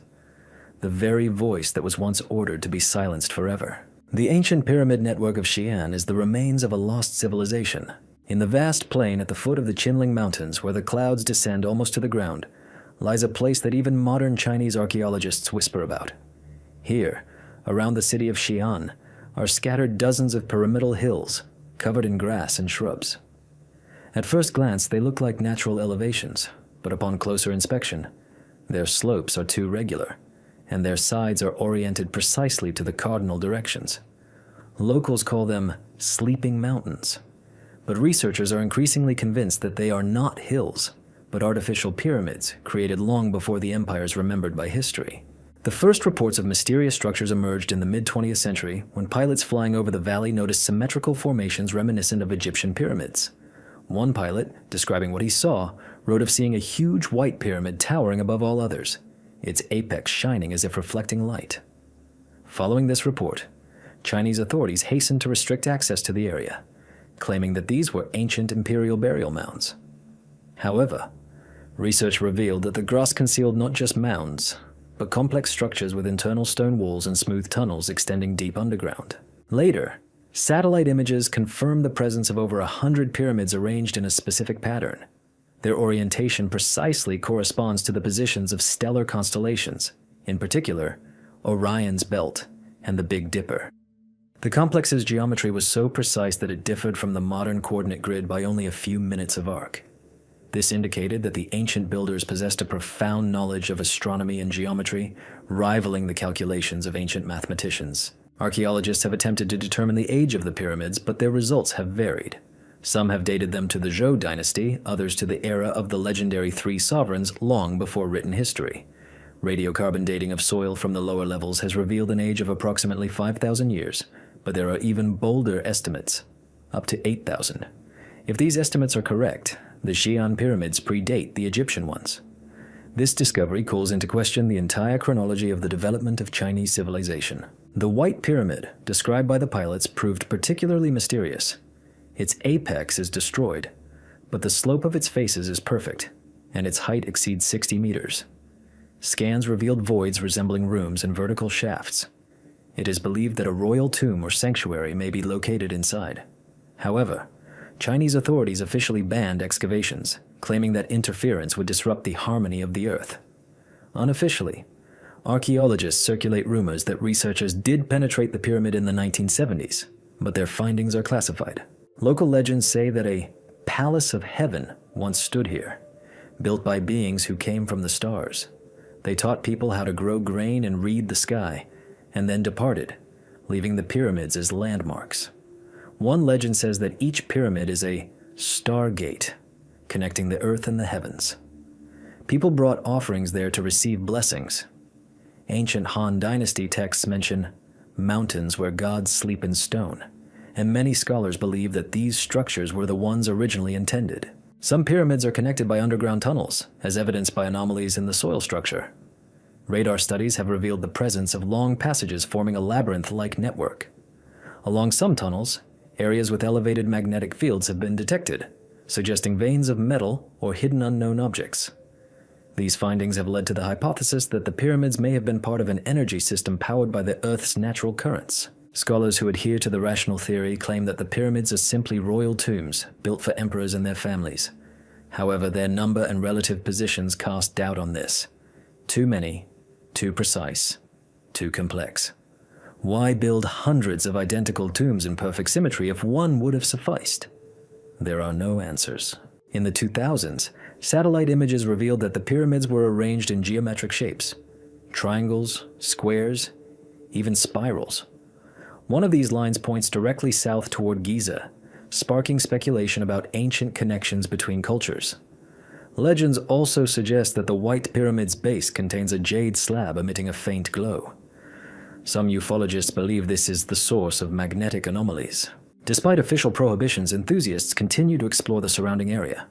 At night, when fog rises over the valley, faint lights sometimes appear on the slopes, as if someone is illuminating the path deeper into the hills. Perhaps it's simply the phosphorescence of minerals, or perhaps the echo of those who built the pyramids still lingers in the stone. Today, these hills stand silent, like enormous sentries guarding a secret no one dares to touch. China calls them ancient monuments, but the people call them the hearts of the earth. And when you look down from above at the hundreds of equal forms stretching to the horizon, you can't help but understand. Whoever built this complex, it was created not for power or death, but to commemorate something far greater than man. The Mogao manuscripts are texts that predicted the end of dynasties. On the edge of the Gobi Desert, near the ancient city of Dunhuang, hundreds of caves are hidden in sheer cliffs. Their walls are covered with frescoes depicting celestial beings, monastic scenes, and wheels of reincarnation. These are the Mogao temples, one of the most sacred sites in the Buddhist world. But beyond art, they house something far more mysterious: scrolls, manuscripts, and texts written on silk and the finest paper, which, as scholars later discovered, predicted the fate of entire empires. The story of their discovery began in 1900 when a monk named Wang Yuanlu, who tended the caves, noticed a crack in the wall of one of the temples. Behind it lay a narrow room filled with scrolls. When he pulled out the first scroll, he saw an ancient text written in calligraphic script. Thus was discovered the Cave of Manuscripts, a secret repository where documents, prayers, and prophecies had been collected over the centuries. In total, it contained over 50,000 manuscripts, including texts that could not be explained historically. Some of the scrolls contained descriptions of events that occurred hundreds of years after they were written. One mentioned rebellions that destroyed the Tang dynasty, another an earthquake that coincided with the chronology of the 12th century catastrophe. Researchers initially assumed these accounts were later forgeries, but radiocarbon dating of the paper revealed that many of the scrolls were created long before the events described. This led to the theory that the texts may have been prophetic messages composed by monks practicing a special state of meditation that allowed them to foresee the future. Among the documents discovered was a mysterious scroll titled The Path of Fire and Wind. It spoke of a time when the sky will darken 3 times, and people will no longer hear the singing of birds. Scholars deciphered it as a description of solar eclipses and climate changes coinciding with the fall of the Tang dynasty. Other texts contained precise calculations of astronomical cycles and predictions concerning harvests and floods. Remarkably, all of them matched historical data. Some researchers believe the Mogao monks possessed a system of natural observation that allowed them to predict catastrophes. Others believe they perceived the world as a unified whole, where changes in the stars and winds directly affected the fate of empires. In their understanding, prophecy was not a supernatural act, but a precise knowledge of patterns. However, some of the inscriptions remain unclear. One states, "A stone will rise above the desert, and the voice of silence will cover the earth." Another text mentions a golden river in the sky, a description that matches modern observations of the Milky Way, but is written as if the author saw it in motion. Even stranger was the fate of the manuscripts themselves. Why were so many documents hidden and sealed? According to one theory, the monks feared intrusion and wanted to preserve the sacred texts. But the door wasn't simply sealed. It was carefully insulated with clay mixed with rare minerals to protect against moisture. Such attention to preservation suggests that the scrolls concealed not only knowledge, but also a secret. Some historians have hypothesized that among them were texts contradicting official doctrine and were deliberately hidden to prevent them from being destroyed during the purges. When the first scrolls reached Europe, researchers were astonished by the diversity of languages: Chinese, Tibetan, Sanskrit, Sogdian, even Old Persian. This meant that the Mogao caves were a crossroads of cultures, a place where East and West merged. But the strange thing was that many prophetic texts were repeated in different languages, as if someone had copied the same words across centuries and thousands of kilometers. It was as if the idea embedded within them belonged to no single nation, but was passed down from era to era. Among Buddhist texts, researchers discovered a small, untitled scroll. Its translation was truly shocking. It spoke of a time when people will create eyes that do not belong to the body and ears that have no form. Then, according to the author, the world will hear itself and be afraid. Scholars interpreted these lines as a symbolic prophecy of a future where technology will allow humanity to see and hear from a distance. Such a prediction seemed impossible for an ancient text. It remains unknown who decided to hide the scrolls in the cave and why. Some of them were clearly created by different people in different eras, but they were collected together as if according to a preconceived plan. Perhaps the Mogao monks believed that a time would come when humanity would once again be ready to hear their messages. In Chinese philosophy, there is the concept of the return of light, the moment when forgotten truths return to the world. Perhaps this is precisely what the cave's guardians were preparing for. Today, the Mogao manuscripts are housed in museums around the world, but even with all the technological advances in their study, the sense remains that these texts contain more than can be read. It seems as if, behind the delicate silk scrolls, there's a voice speaking from the depths of time, that history moves in circles, and the end always resembles the beginning. When the wind rises in the caves and sand settles on the frescoes, it seems as if the texts are whispering again, warning of what is to come, just as they once warned those who failed to believe. Liu Bang's mechanical bird is the first Chinese airplane. In ancient chronicles from the Western Han Dynasty, there's a short, almost inconspicuous entry. Emperor Liu Bang had a bird made of wood that flew on the wind and returned to the master's hands. For a long time, historians considered these words a poetic image, a symbol of power. But several decades ago, something was discovered in Shandong province that forced a re-examination of the legend. Among the remains of an ancient forge in layers of coal and ash, archaeologists stumbled upon a set of bronze parts, charred yet remarkably complex. They consisted of interconnected gears, axles, and thin plates, crafted with a precision unattainable by ordinary artisans. Upon examination, it became clear this was a mechanism simulating flight. Each detail served a specific purpose. The plates resembled feathers, but they weren't decorative. Their edges bore signs of wear, as if they were in motion. The gears were connected to a system of levers, and one of the plates retained the traces of a spring, made from a thin bronze sheet wound into a spiral. Scholars debated the matter for a long time, but ultimately concluded that they were looking at the remains of an ancient mechanical device, possibly designed to demonstrate the principle of flight. Local sources called it Liu Bang's celestial bird. According to chronicles, at the end of the 3rd century BC, a master named Gong Shun, nicknamed Windmaker, served in the emperor's entourage. He was credited with inventing carts propelled by wheels that indicated direction, and bronze figures capable of playing flutes driven by moving water. But the most bizarre account claimed that he crafted a bird of copper and wood capable of soaring. The description states that it rose 10,000 steps and landed at the behest of the wind. It may have been a device based on the principles of a glider or an early ornithopter. Modern engineers, having studied the discovered fragments, created a computer model.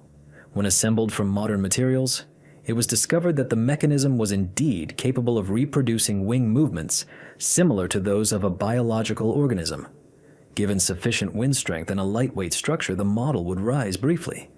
This confirmed that ancient craftsmen had observed the flight of birds and attempted to recreate it technically. But what was most astonishing was the precision of the mechanics. The bronze axles retained traces of friction, indicating the use of lubricants, likely made from vegetable oils. This demonstrates an understanding of the principles of drag minimization. Moreover, the size ratios of the components followed the golden ratio, the same ratio used in aerodynamic design calculations. One gets the sense that the creator wasn't simply trying to make the mechanism move, but rather understood the fundamentals of balance, weight, and wing lift. Some researchers believe the mechanical bird may not have been a toy, but rather part of a ritual. Bas-reliefs were found in a temple dating back to the Han Dynasty, depicting people raising strange objects with outstretched wings into the sky.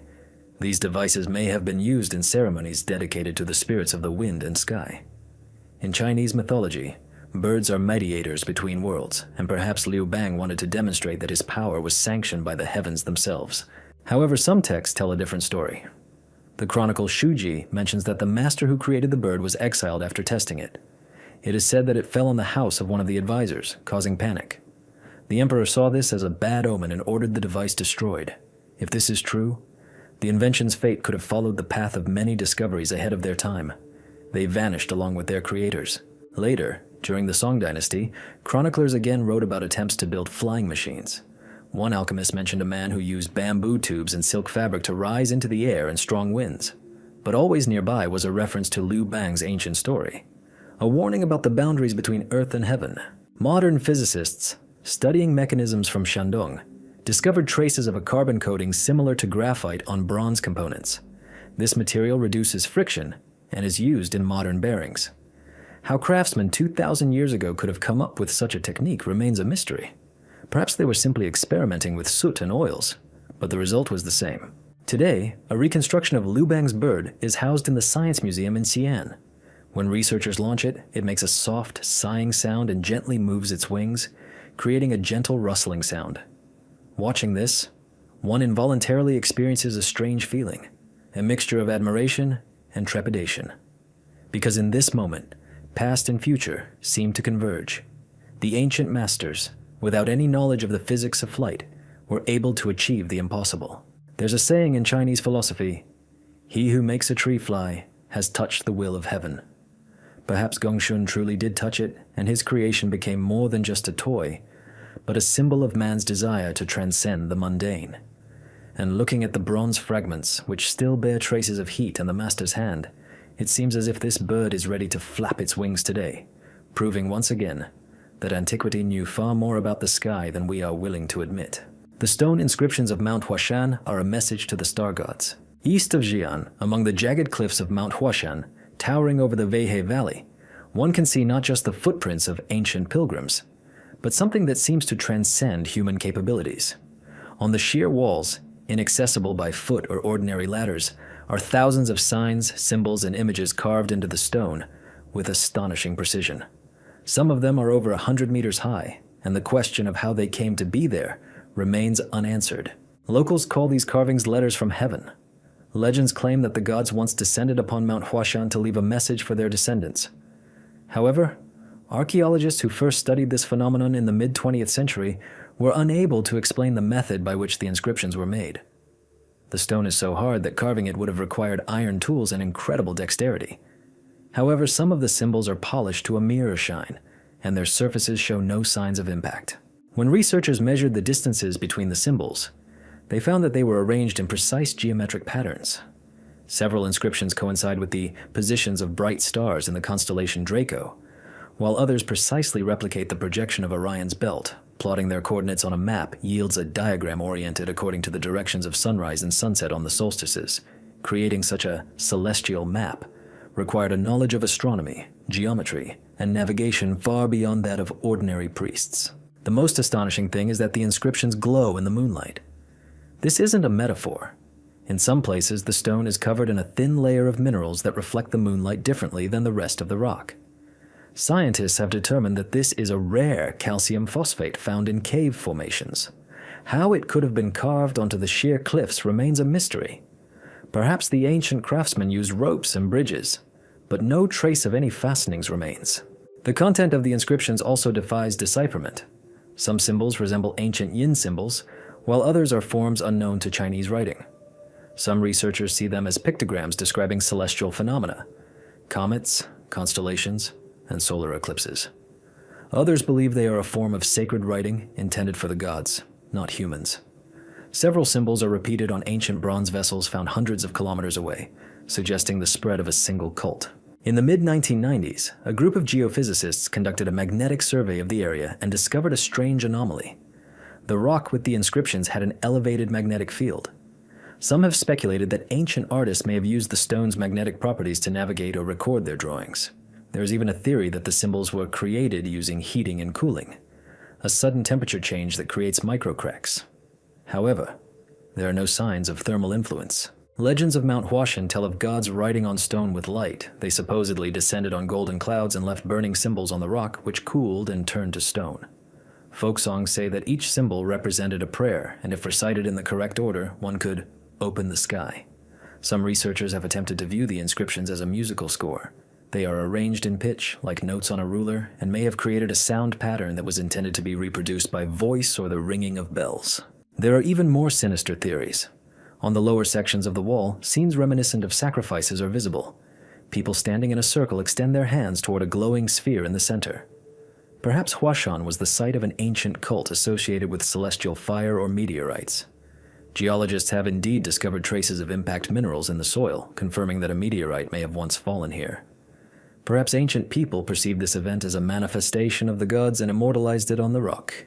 When the sun sets, the cliffs of Huashan begin to shimmer with shades of bronze and silver, and the symbols seem to come alive. Even modern climbers admit to feeling an inexplicable sense of awe and reverence as they ascend. Veteran expeditions report that at night the mountain emits dull sounds like distant drumbeats. Scientists attribute this to air movement in the crevices, but locals are certain it's the gods reminding people that their message is still alive. Today, the inscriptions are carefully guarded, and only a few scholars are granted permission to study them. But even with today's technology, no one has been able to fully decipher these texts. Perhaps they were not written for the human eye, or in an earthly language. Perhaps they are not a message, but a key encrypted in stellar geometry, a memory of a time when heaven and earth still spoke the same language.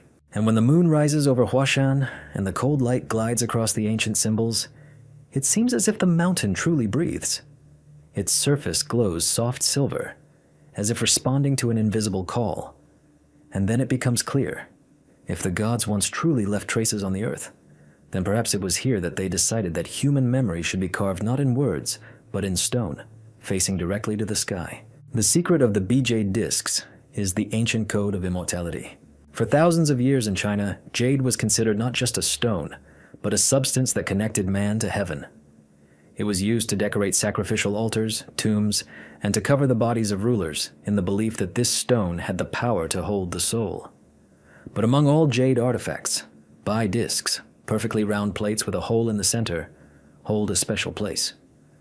They are found throughout ancient China, from the coast to the mountainous provinces, and each one holds a secret, the meaning of which is lost in the mists of time. Bai discs date back to the Neolithic Liangzhu culture, over 4,000 years ago. They were crafted by hand, without metal or grinding tools, using only sand, water, and patience. This labor was incredibly arduous. A single disc could take years, sometimes decades, to complete.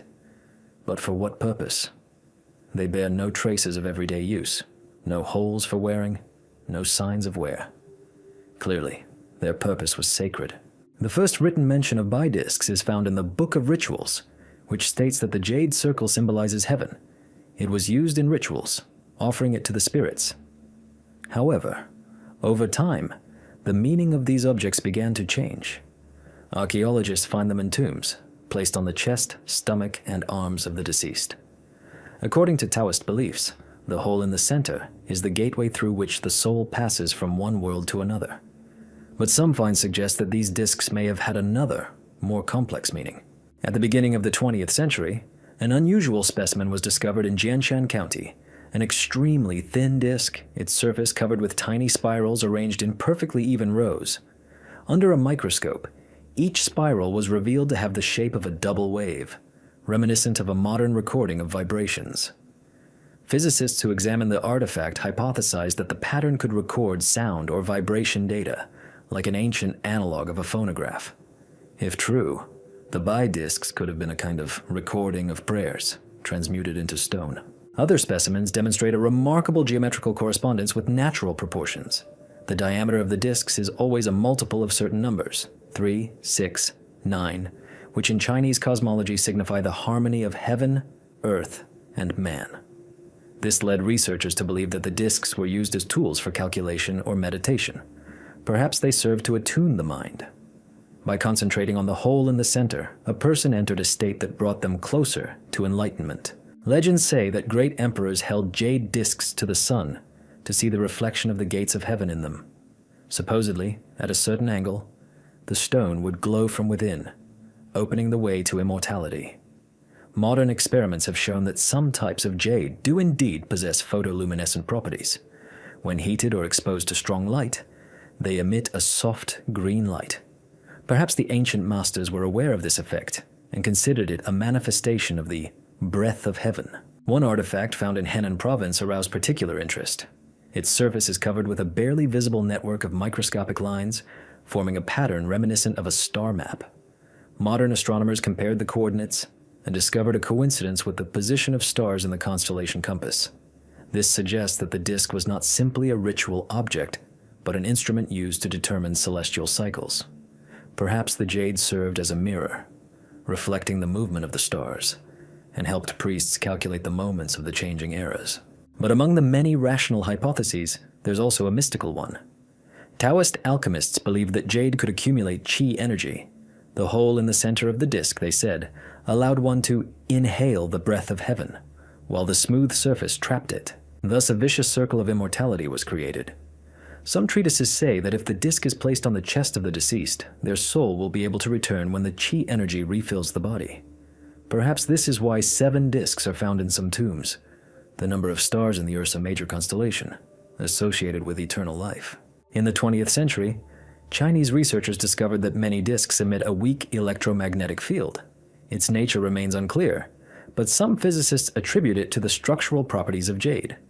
Others cautiously speculate that ancient artisans may have selected stones that responded to the Earth's magnetic field, using them in rituals that emphasize contact with the cosmos. Today, B's jade discs can be seen in museums, where they glow with a soft, almost lifelike light. People who gaze upon them report experiencing a strange sense of calm, as if time stands still for a moment. Perhaps this is precisely what the ancient masters were striving for, to halt the flow of life, to transform a moment into eternity, enclosing it within the circle of stone. And when, in the dim light of the exhibition hall, light falls through the disk's opening and recedes, seemingly disappearing, it seems not reflected but absorbed by the jade, like breath. Then it becomes clear. These disks are not simply a symbol of the sky. They were an attempt to capture infinity itself, to hold it in the palms of one's hands, and perhaps to open the way to where man and star become one. The tomb of Princess Dai, a body that resists time, on the outskirts of Changsha, in Hunan province, in the middle of the last century, archaeologists stumbled upon a tomb that revolutionized our understanding of ancient China. Hidden beneath a layer of clay and charcoal was the burial of a woman who lived more than 2,000 years ago during the Western Han Dynasty. Her name is known from silk scrolls found nearby. Xin Zhui, wife of Margrave Li Kang, better known as Princess Dai. But it wasn't her title or wealth that astonished scholars, but the fact that her body was incorruptible, as if time had stood still the day the tomb was sealed. When the sarcophagus was opened, everyone expected to see bones, but instead, skin emerged from the darkness, soft, supple, and with its color preserved. Veins were visible beneath the surface, joints flexed, and hair and eyelashes remained intact. It seemed as if the woman was sleeping. Even the internal organs were perfectly preserved, which could not be explained by either natural mummification or known embalming methods. Scientists were forced to admit they were witnessing a phenomenon unlike any other. The princess's tomb was a complex defense system. The outer sarcophagus was made of wood and coated with several layers of lacquer, followed by a layer of charcoal, and finally, white clay, which had water-repellent properties. All this created a hermetically sealed space, keeping out air and microorganisms. But the most mysterious secret lay within. The body lay in a clear liquid, resembling a slightly acidic solution mixed with mercury salts.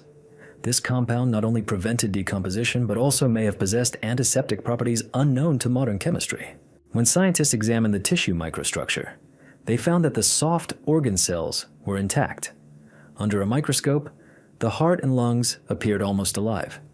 Doctors examining the body claimed that if they hadn't known the age of the find, they would have mistaken it for modern. Even more surprising was the presence of food remains in the stomach: rice, watermelon, and poultry. Their age confirmed a date of death around 160 BC. More than 1,000 objects were found near the sarcophagus: silk scrolls with texts on medicine, herbal infusions, wooden figurines of servants, and vessels containing unknown mixtures. One of the scrolls depicted a human figure with marked lines and points, consistent with modern acupuncture patterns. This proved that even then, the Chinese knew about the subtle energies of the body.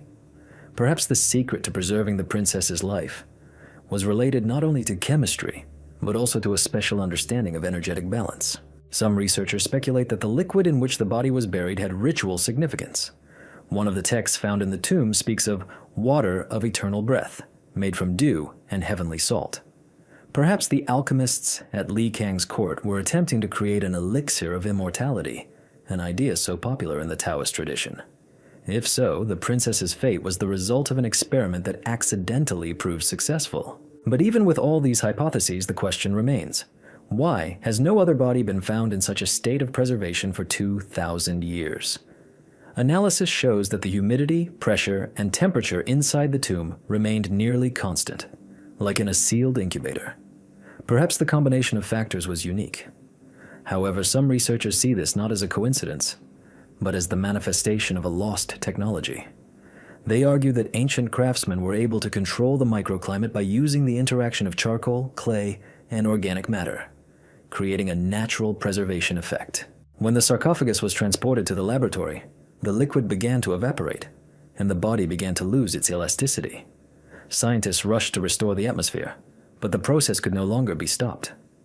Princess Di gradually began to change, as if returning to a state of rest.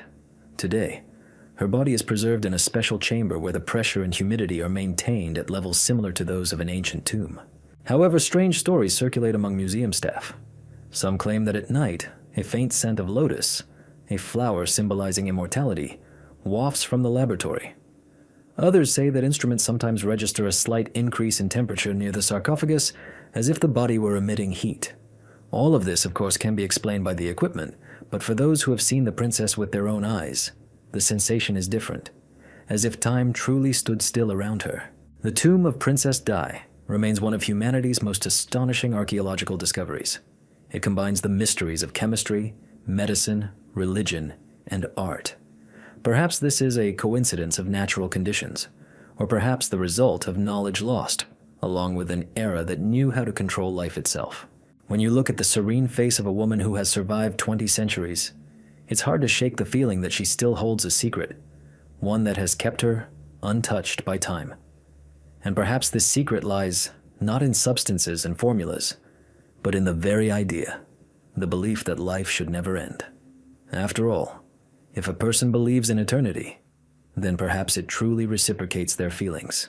A sunken temple off the coast of Shandong is a dragon sanctuary. On China's east coast, where the cold waves of the Yellow Sea wash against the rocky cliffs of Shandong province, fishermen often report strange flashes of light underwater. Sometimes they see the outlines of stairs and columns through the thick waves, as if a city were dormant beneath the sea. For a long time, this was considered a legend, until in 2002, a group of divers exploring the area near Cape Chengshan discovered underwater ruins extending almost 30 meters into the sea. They stumbled upon a complex stone platform, steps, and arches resembling a temple. Thus began the story of the mysterious underwater sanctuary, which locals call the Dragon Temple. When the first underwater footage revealed massive blocks, perfectly fitted together, it became clear this was not a natural formation. The slabs formed rectangular halls with corridors and arches, and at an angle, a long staircase led to a platform on which, according to researchers, stood a central altar. The strangest thing was the relief images on the walls. The curved bodies of dragon-like creatures, their heads turned toward the sea. Their scales and eyes are still visible, despite the stone having been exposed to salt water in time. Researchers have put forward many theories. Some believe the temple was built during the late Shang dynasty, approximately 3,000 years ago, when the coast was much further from today's sea level. Another theory suggests it is the remains of an unknown coastal culture that sank as a result of an earthquake or rising waters. But there's a third, mystical side. Legends of the region say there was a sanctuary here where sea dragons, guardians of rain and tides, were worshipped. People made sacrifices to them to prevent floods. When the ruler violated the ritual one day, the sea rose and swallowed the temple and all its votaries, and all. Geological studies have shown that the water level did indeed rise several times in ancient times, but the symmetry of the buildings and the complex architecture cannot be explained by a simple natural disaster. The interior passages are oriented according to the cardinal directions, and the central staircase aligns with the direction of sunrise on the summer solstice. This attests to the structure's profound astronomical and religious significance. During their dives, divers also recorded other oddities. In some chambers, the water remained noticeably warmer than outside, and instruments showed a faint glow in the ultraviolet range. Analysis of the sediments revealed traces of rare minerals similar to those found in tectonic faults where the Earth's energy is released. Perhaps the ancient builders deliberately erected the temple on this site, considering it a place of power. On one of the stones, researchers found an image resembling a star map. At the center is a symbol resembling a dragon's eye, surrounded by lines leading to 7 points. This may be a reference to the constellation Ursa Major, traditionally associated with celestial dragons. The temple may have served not only as a place of worship, but also as an observation center, connecting the movements of the stars with the tides and rainfall. Some architectural elements astonished the engineers. The stone blocks were joined not with mortar, but by a tightly fitted method with barely visible seams. Even after millennia, waves could not separate them. Fragments of columns engraved with symbols of water and wind were preserved inside the halls, as well as traces of bronze fastenings that likely held ornaments or statues. One fragment recovered from the seabed turned out to be part of a metal figurine depicting a creature with the body of a snake and the face of a human. Analysis revealed an alloy of copper and zinc with traces of unknown elements not found in ancient Chinese techniques. Locals claim that during strong storms, a low rumble, like breathing, can be heard from beneath the water. Fishermen avoid fishing near the ruins, claiming the underwater currents behave strangely. Boats are swung into the wind, and nets tear, as if someone is pulling them down. A popular belief in the villages is that the temple is still alive, and that the dragons sleeping in its depths awaken when the sea is disturbed by humans. Scientists have yet to find an explanation for this phenomenon. Some attribute the hum to methane bubbles escaping from the seabed, others to the acoustics of the stone halls. But the sound recorded by the hydrophone was indeed unusual. It had a distinct rhythmic structure, reminiscent of a pulse. This fact has sparked new debate. Perhaps the temple was built to resonate with the sea waves, transforming the water's energy into sound, which was perceived as the breathing of the gods. Since then, underwater excavations have been rare.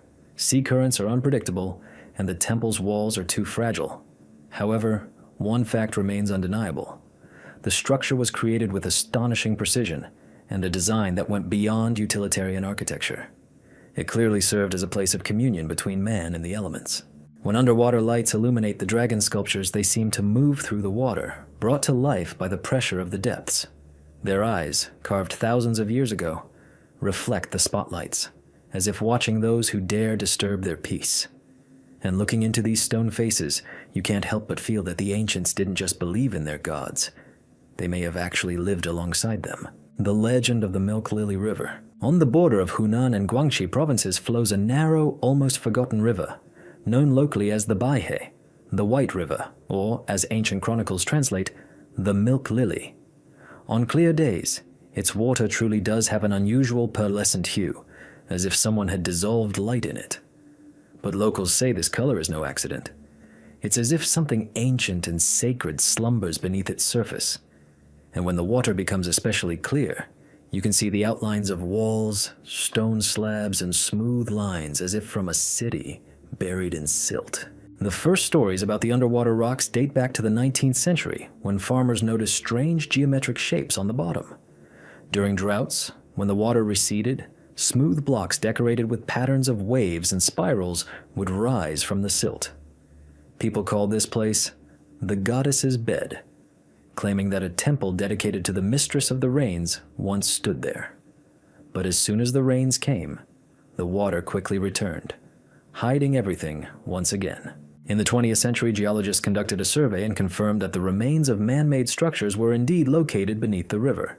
Using echo sounders, they detected rectangular structures up to 30 meters long, sloping toward the hills. One of the layers turned out to be fused sandstone, so dense that it couldn't be penetrated by a drill. Remarkably, these blocks were joined at exactly 90 degrees, like those in fortress walls. Archaeologists have put forward several hypotheses.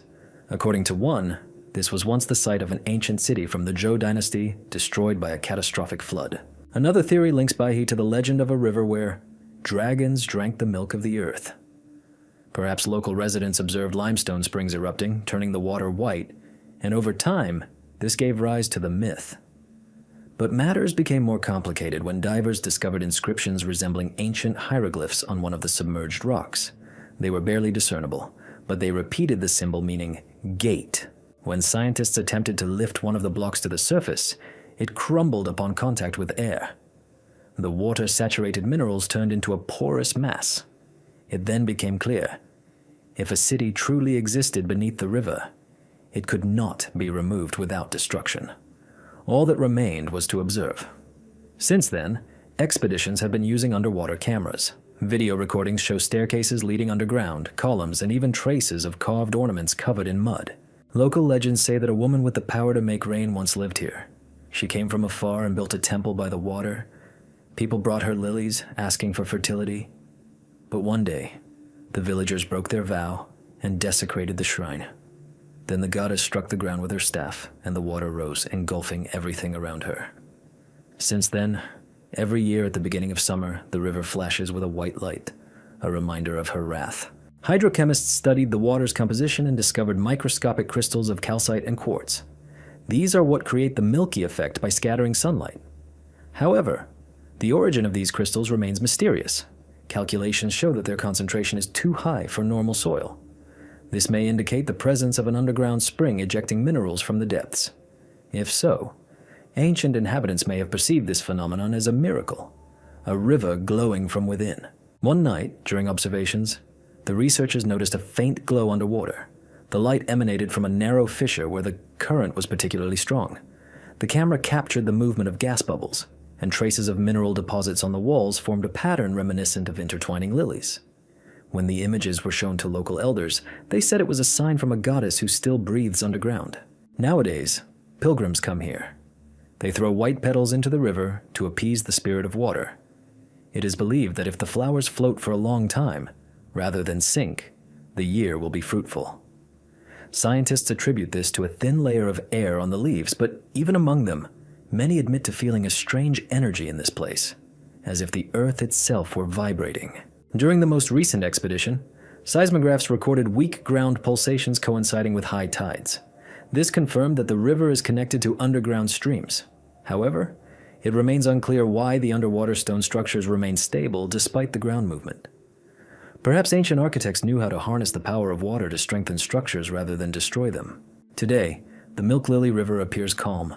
Its surface shimmers in the sunlight, and in the silence only a murmuring sound like breathing can be heard. But if you listen closely, it seems as if a faint echo can be heard beneath the water, as if someone is speaking from the depths. Perhaps it's simply the sound of the current, or perhaps the voice of an ancient city still waiting to be heard.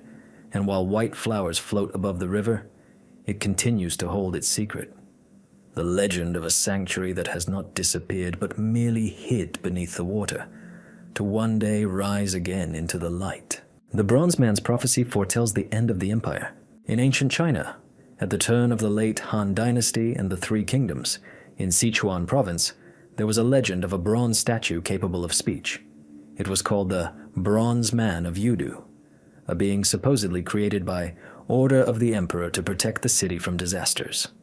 For centuries, no one believed this story, until in 1974, during excavations near Chengdu, archaeologists actually found fragments of a huge bronze figure, fragments of a torso, a hand, and a fragment of a face with a half-open mouth and a complex internal structure clearly intended for more than just decorative purposes. From that moment on, the ancient legend took on a sinister reality. The figure, according to reconstructions, stood almost 3 meters tall. Inside the body were channels leading to the chest and mouth, as if air or liquid were supposed to flow through them. Traces of carbon deposits were visible on the inner surface of the metal. Scholars have suggested that the statue may have been more than just a symbol, but a device, perhaps an ancient acoustic instrument capable of producing sounds when a current of air passed through it. This would explain the stories of a talking idol, whose words supposedly foretold the fate of rulers. According to chronicles, the statue was erected in the 3rd century BC during the reign of a local governor. The priests believed that the spirit of the earth resided within it.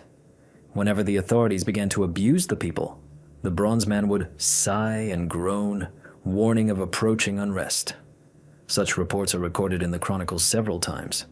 The last time was on the eve of the fall of the Han Dynasty, when, according to eyewitnesses, the statue emitted a sound similar to human weeping. A year later, the empire fell. When archaeologists attempted to reconstruct the statue's workings, they discovered the remains of a complex system of valves and cavities inside. When air was pumped through one of the channels, a low, muffled tone, reminiscent of a human voice, emanated from the opening in the chest.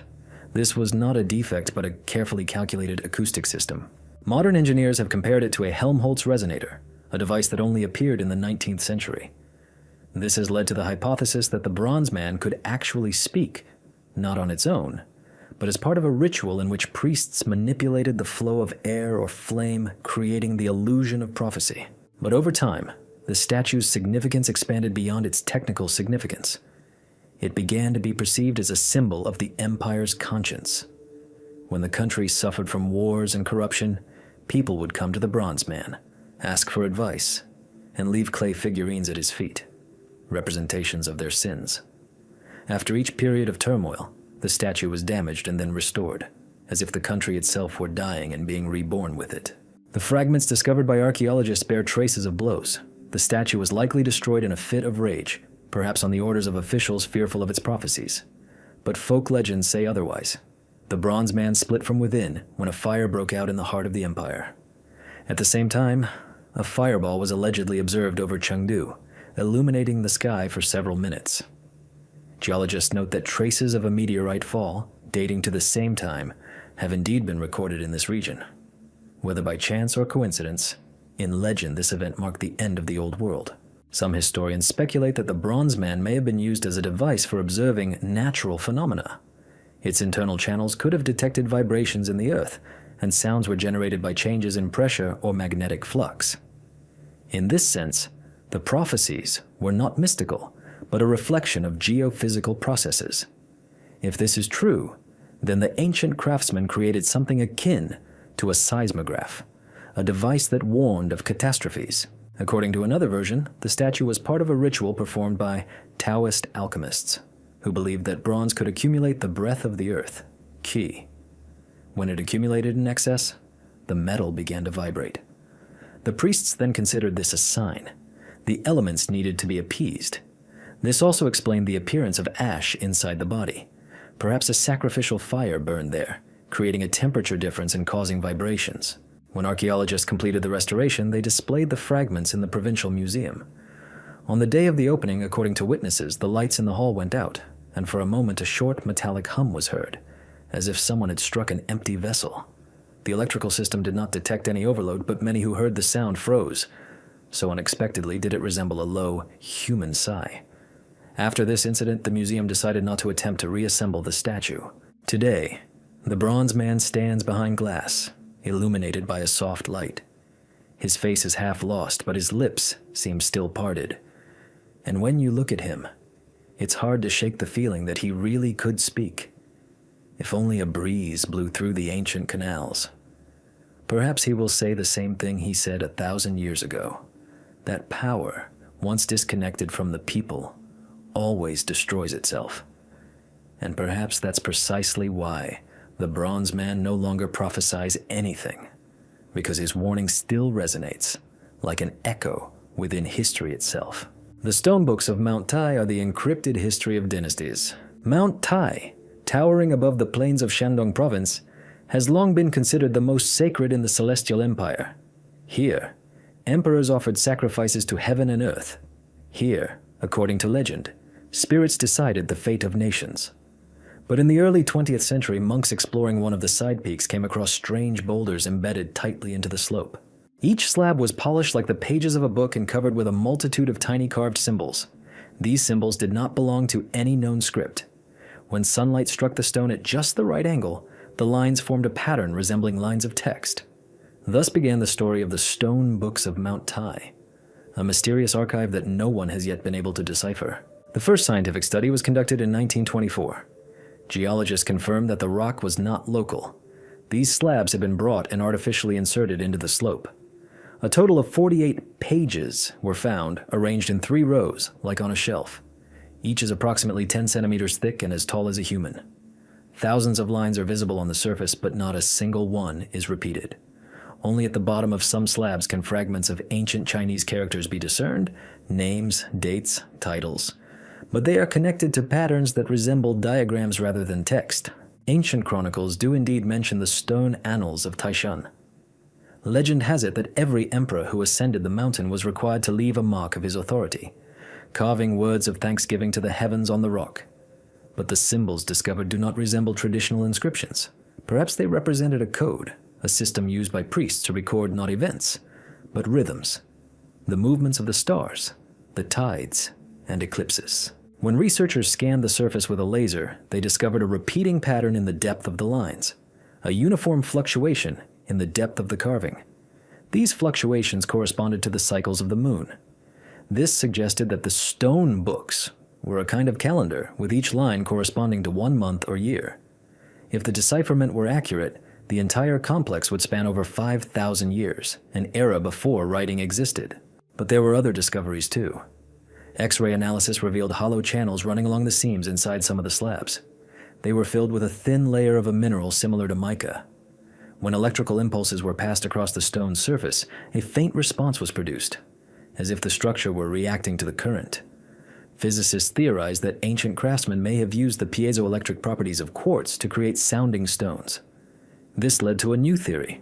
The mountain library wasn't intended to be read visually. It was read by sound, as wind passed between the slabs, causing them to vibrate. Monks said that on windy nights, the mountain actually sings. A dull, rhythmic hum, like breathing, emanates from somewhere on the slope. Sometimes it lasts only a few minutes, sometimes an entire night. Scientists explain this by the movement of air in the cracks, but the frequency of the sounds matches the resonance of the human chest. Perhaps the ancient builders knew that this particular range evokes feelings of awe and fear. Among the inscriptions is a particularly enigmatic slab covered in concentric circles. In the center is a small square inscribed with a single word, turn. Scholars debate its meaning. Some see it as a symbol of the changing eras, others as a reference point, a geographic zero on an ancient map. Legends say that it is here that the heart of the earth is kept, where every sound from the mountain becomes a word. And if you listen closely, you can hear the names of emperors yet unborn. Attempts to translate the symbols have been made repeatedly. Some linguists considered them a form of proto-hieroglyphs, others a geometric cipher constructed according to the 8 trigrams principle. But each time, researchers encountered inconsistencies. In one of the slabs, the lines form a spiral, matching the shape of a galaxy when viewed from above. Whether this is a coincidence or deliberate symbolism is difficult to say, but the coincidence is striking. Archaeologists attempted to remove several fragments for analysis, but discovered traces of molten quartz inside, as if the stone had been exposed to high temperatures. This suggested that the carvings were not carved, but burned by light, perhaps by concentrated reflection of sunlight. Similar methods are known from legends about sky mirrors, devices capable of burning through stone. Today, the stone books are partially closed to visitors. The slope on which they are located is fenced off. Monks living nearby claim that one should not approach the stones at night. They remember the voice of the emperors. Sometimes the wind, passing between the slabs, does indeed produce a whisper-like sound. Tourists stop, wondering where it's coming from. Perhaps it's simply the cliff's acoustics, but when you hear this rustling, it seems as if the stones themselves are telling a story that humans are not yet able to understand. Thus, Mount Tai preserves its archive, not on paper, not in symbols, but in the very fabric of the earth. Perhaps one day someone will find a way to hear these stones correctly, and then they will speak, telling of the rise and fall of empires, of a time when history was not yet written in ink, but was written with light, wind, and stone. Artifacts from the White Cloud Temple are sacred objects that do not belong to time. In the heart of Beijing, behind ancient ivy-covered gates, stands the White Cloud Temple, one of the oldest Taoist monasteries in China. Its quiet courtyards, permeated with the scent of incense, have for centuries concealed not only monastic cells and libraries, but also what scholars call an impossible collection. One of the inner halls, closed to visitors, houses dozens of artifacts whose origins neither archaeologists nor historians have been able to explain.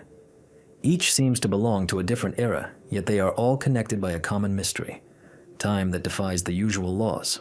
The temple was first mentioned in chronicles in the 10th century, but the artifacts found there are much older. When the monks allowed an inventory to be conducted in 1960, researchers were astonished. Among the ordinary sacred objects were tools and vessels made of an alloy that did not exist in the ancient world. The metal was lightweight, corrosion-resistant, and gave off a soft blue glow in lamplight. Analysis revealed the presence of elements uncharacteristic of terrestrial ores. This gave rise to rumors of heavenly iron, which, according to legend, Taoists mined from fallen stars. The most mysterious object was a circular disc, the size of a human palm, covered in tiny carved symbols. When it was rotated, the symbols seemed to move, changing shape. Scientists tried to explain the effect as an optical illusion, but microscopic recordings revealed that the lines were indeed changing structure. The monks claimed that the disc reflected the breath of time, a phenomenon in which space responds to human consciousness. Some researchers link this object to myths about the Mirror of Tao, through which one can see the past and future. Next to the disc lay a bronze vessel containing dust of an unknown composition. When it was accidentally opened, the air in the hall changed. Instruments recorded a brief drop in temperature. After this, the monks insisted that the vessel be resealed and not touched again. Ancient texts refer to it as the heart of the cloud, intended to store the vital energy of the mountains. It may have been an alchemical mixture, but what exactly it contained remains unknown to this day. The second mystery is a small crystal found in a niche behind a statue of Lao Tzu. It emits a faint bluish glow, even when placed in complete darkness. When physicists tested the radioactivity level, it was found to be 0. Under a microscope, a tiny symbol is visible inside the crystal, a perfect circle divided into 2 halves, reminiscent of yin and yang. Some speculate that this is an ancient example of nano-engraving, but monks claim the stone paints its own balance and reacts to the presence of people. When a large crowd of visitors approaches, the glow becomes brighter, as if the crystal senses attention. The vault also contains a strange scroll, written not in ink but in something resembling glowing gold. At certain angles, the letters disappear, leaving only a smooth cloth. The text on it has been undecipherable. It is neither Chinese nor Tibetan, although individual symbols resemble syllables from ancient mantras.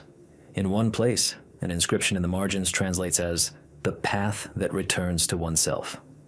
The monks say this scroll can only be read by those who are able to hear the silence. Scientists repeatedly requested permission to fully study the collection, but the monastery always refused. In the Taoist tradition, the artifacts of the White Cloud Temple are considered living, not objects, but forms of energy. According to this teaching, each object is associated with a specific time. Some belong to the past, others to the future. They cannot be viewed in isolation, otherwise the balance is lost. In 2007, a group of researchers conducted spectral scanning through closed display cases. The results were astonishing. Several objects reflected infrared radiation as if emitting heat. One of them was a stone sphere engraved with lines aligning with the orbits of the planets. It may have been an ancient astronomical instrument, but its material is unknown. Not granite or quartz, but something denser than diamond. There's a belief among monks that the White Cloud Temple stands at the intersection of the Earth's power lines. At night, when fog envelops the rooftops and the bells ring in the wind, the artifacts seem to come alive. The disc spins on its own, the crystal glows more intensely, and a dull ringing can be heard from within the sealed vessel. No one knows if this is true, but everyone who has visited the temple leaves with the feeling that the space around them has changed slightly. Today, the artifacts of the White Cloud Temple remain hidden from outsiders.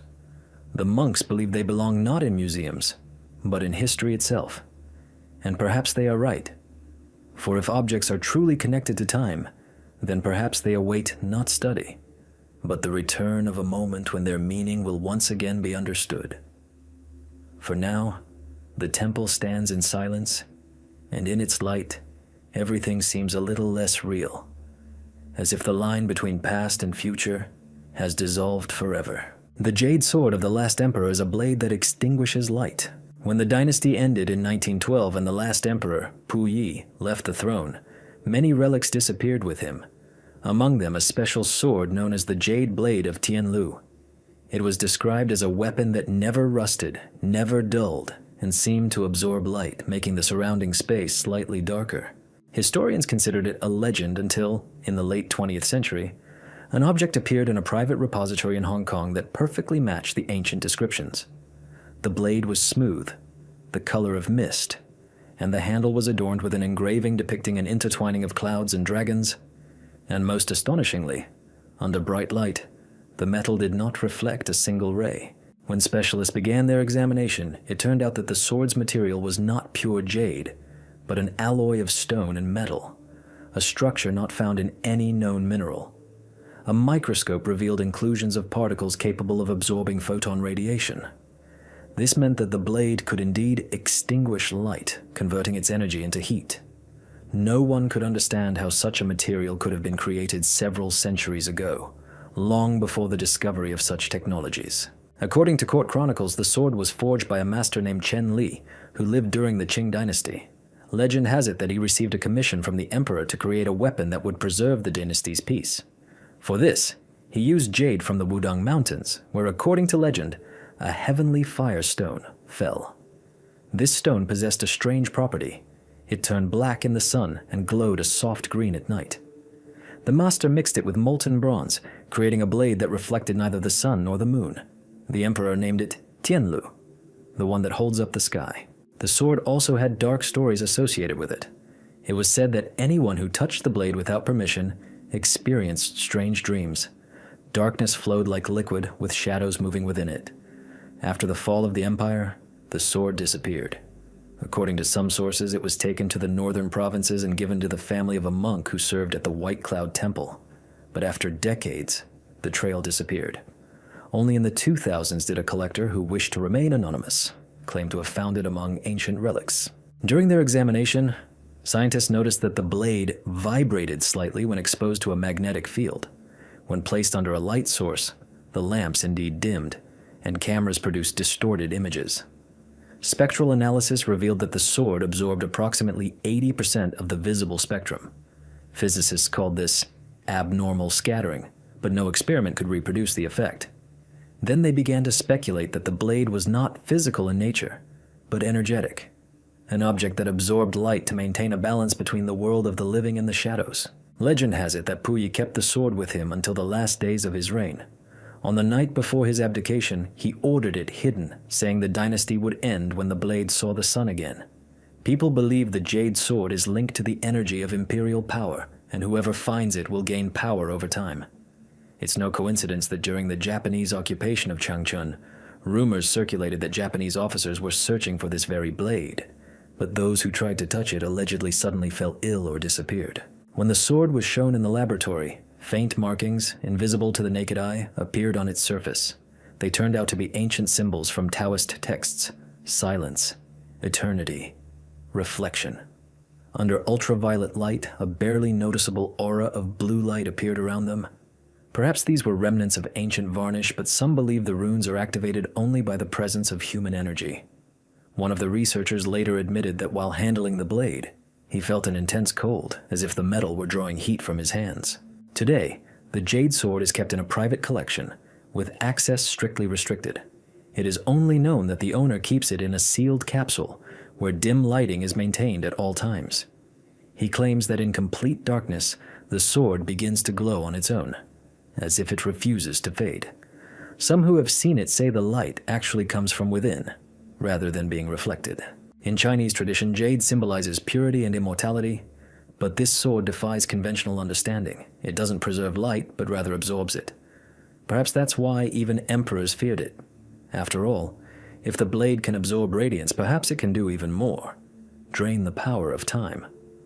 And when you gaze at its smooth surface, where not even a face is reflected, it seems as if you're looking not at an object but into a void where the boundaries of life and eternity disappear, leaving only the cold breath of history. The vanished towers of the Gobi are the desert sentinels, worn away by wind and time. In the heart of the Gobi Desert, where the earth cracks in the heat and the horizon trembles like water, a multitude of stone ruins stand, remnants of structures whose purpose no one can explain. They are called the Towers of Silence. Local nomads claim that dozens of gigantic towers once stood here, connected by lines of clay and stone. But one day, they vanished, as if they had vanished into thin air, leaving only footprints in the sand and strange magnetic shadows visible on satellite images. The first mention of them dates back to the 9th century, when Chinese monks following the Silk Road wrote, "In the land of ash and wind stand towers that glow in the moonlight." For centuries, travelers reported mysterious glowing silhouettes appearing on the horizon at dusk, like mirage cities. It was only in the 20th century that satellite reconnaissance confirmed that the central part of the Gobi does indeed contain regular geometric shapes, invisible from the ground, but perfectly symmetrical when viewed from above. When an expedition reached the area in 1989, they discovered the remains of circular platforms up to 50 meters in diameter. Some of them had deep holes lined with baked clay. These holes led down into stone wells from which warm air issued. It was believed that the towers were used as observatories or beacons for caravans, but no traces of stairs or doors were found. The structures appeared to have sunk into the ground rather than risen above it. The most bizarre discovery was made by geophysicists. Radiation and magnetic field levels around the platforms were significantly higher than usual. Compasses malfunctioned, and equipment recorded electrical surges, especially during sandstorms. Some researchers have suggested that the towers may have served as an ancient communication system, perhaps using static electricity and wind currents to transmit signals over long distances. However, there is no evidence to support this. According to Mongolian legends, the Gobi Towers were built not by men, but by those who came from the fires of heaven. These beings supposedly erected them to observe the movements of the stars and control the rains. Later, when they departed, the desert swallowed their creations. Archaeologists who adhere to a scientific approach believe these may be structures of the ancient Sia kingdom, traces of which are lost in the sands. But if this is true, the towers are over 4,000 years old. In the 2000s, researchers used infrared cameras and observed the outlines of ring-shaped structures beneath the surface, extending tens of meters below the surface. Computer reconstruction revealed that the towers formed a spiral pointing due north, with the center of the spiral coinciding with a point where the Earth's magnetic field is particularly unstable. This fact led to the hypothesis that the structures were not defensive, but rather energetic, linked to geomagnetic currents. Locals say lights sometimes appear over this area at night, quiet, motionless, like candles in the fog. Scientists attribute this to possible mineral phosphorescence or atmospheric electricity, but witnesses say the lights don't simply flicker, but move, as if someone were circling invisible towers. After such nights, the sand in the area becomes denser, as if baked, and glistens like glass in the moonlight. In 2010, an expedition from Beijing attempted to drill one of the platforms. At a depth of 15 meters, the drill encountered a cavity from which a blast of hot air emanated. A few minutes later, the shaft collapsed, leaving behind a gaping crack. A low sound, like a distant rumble, emanated from it. Instruments recorded vibrations matching the Earth's resonance frequency. This led some to speculate that a vast system of underground chambers, interconnected like a wind-driven organ, may indeed lie beneath the Gobi. Later, when the sun dispersed the storm, researchers discovered that the tower's outlines in the sand had disappeared, as if the desert itself had decided to hide its traces. Only satellite images preserve the thin lines, stretching for tens of kilometers, and they are still visible if you know where to look. Today, the site where the towers once stood is closed to public expeditions. The official explanation is ecosystem protection. Unofficially, geologists have detected faint thermal radiation beneath the sand, reminiscent of mechanical activity. But of course, no machinery has been found. Perhaps the desert simply preserves the memory of wind movements frozen in stone. When the sun sets over the Gobi Desert and the horizon turns crimson, the shadows of towers seem to rise from the sand in the distance, transparent and rippling, as if the grains of sand themselves were remembering their former purpose. And then it becomes clear. Perhaps these towers never disappeared. They simply transformed into another form, becoming the desert's breath, its echo, its silent reminder that even stone can remember light, if it was once alive. Millennia have passed, but the shadows of ancient China still linger underground, in caves, tombs, and forgotten shrines. Every discovered rune, every fragment of jade reminds us that the history of this land has never belonged solely to the past. Here, time never dies. It changes form, becoming wind, light, the breath of stone. And while people continue to search for answers, the ancient mysteries of the Celestial Empire still gaze upon us from the depths of time, silently guarding their secrets.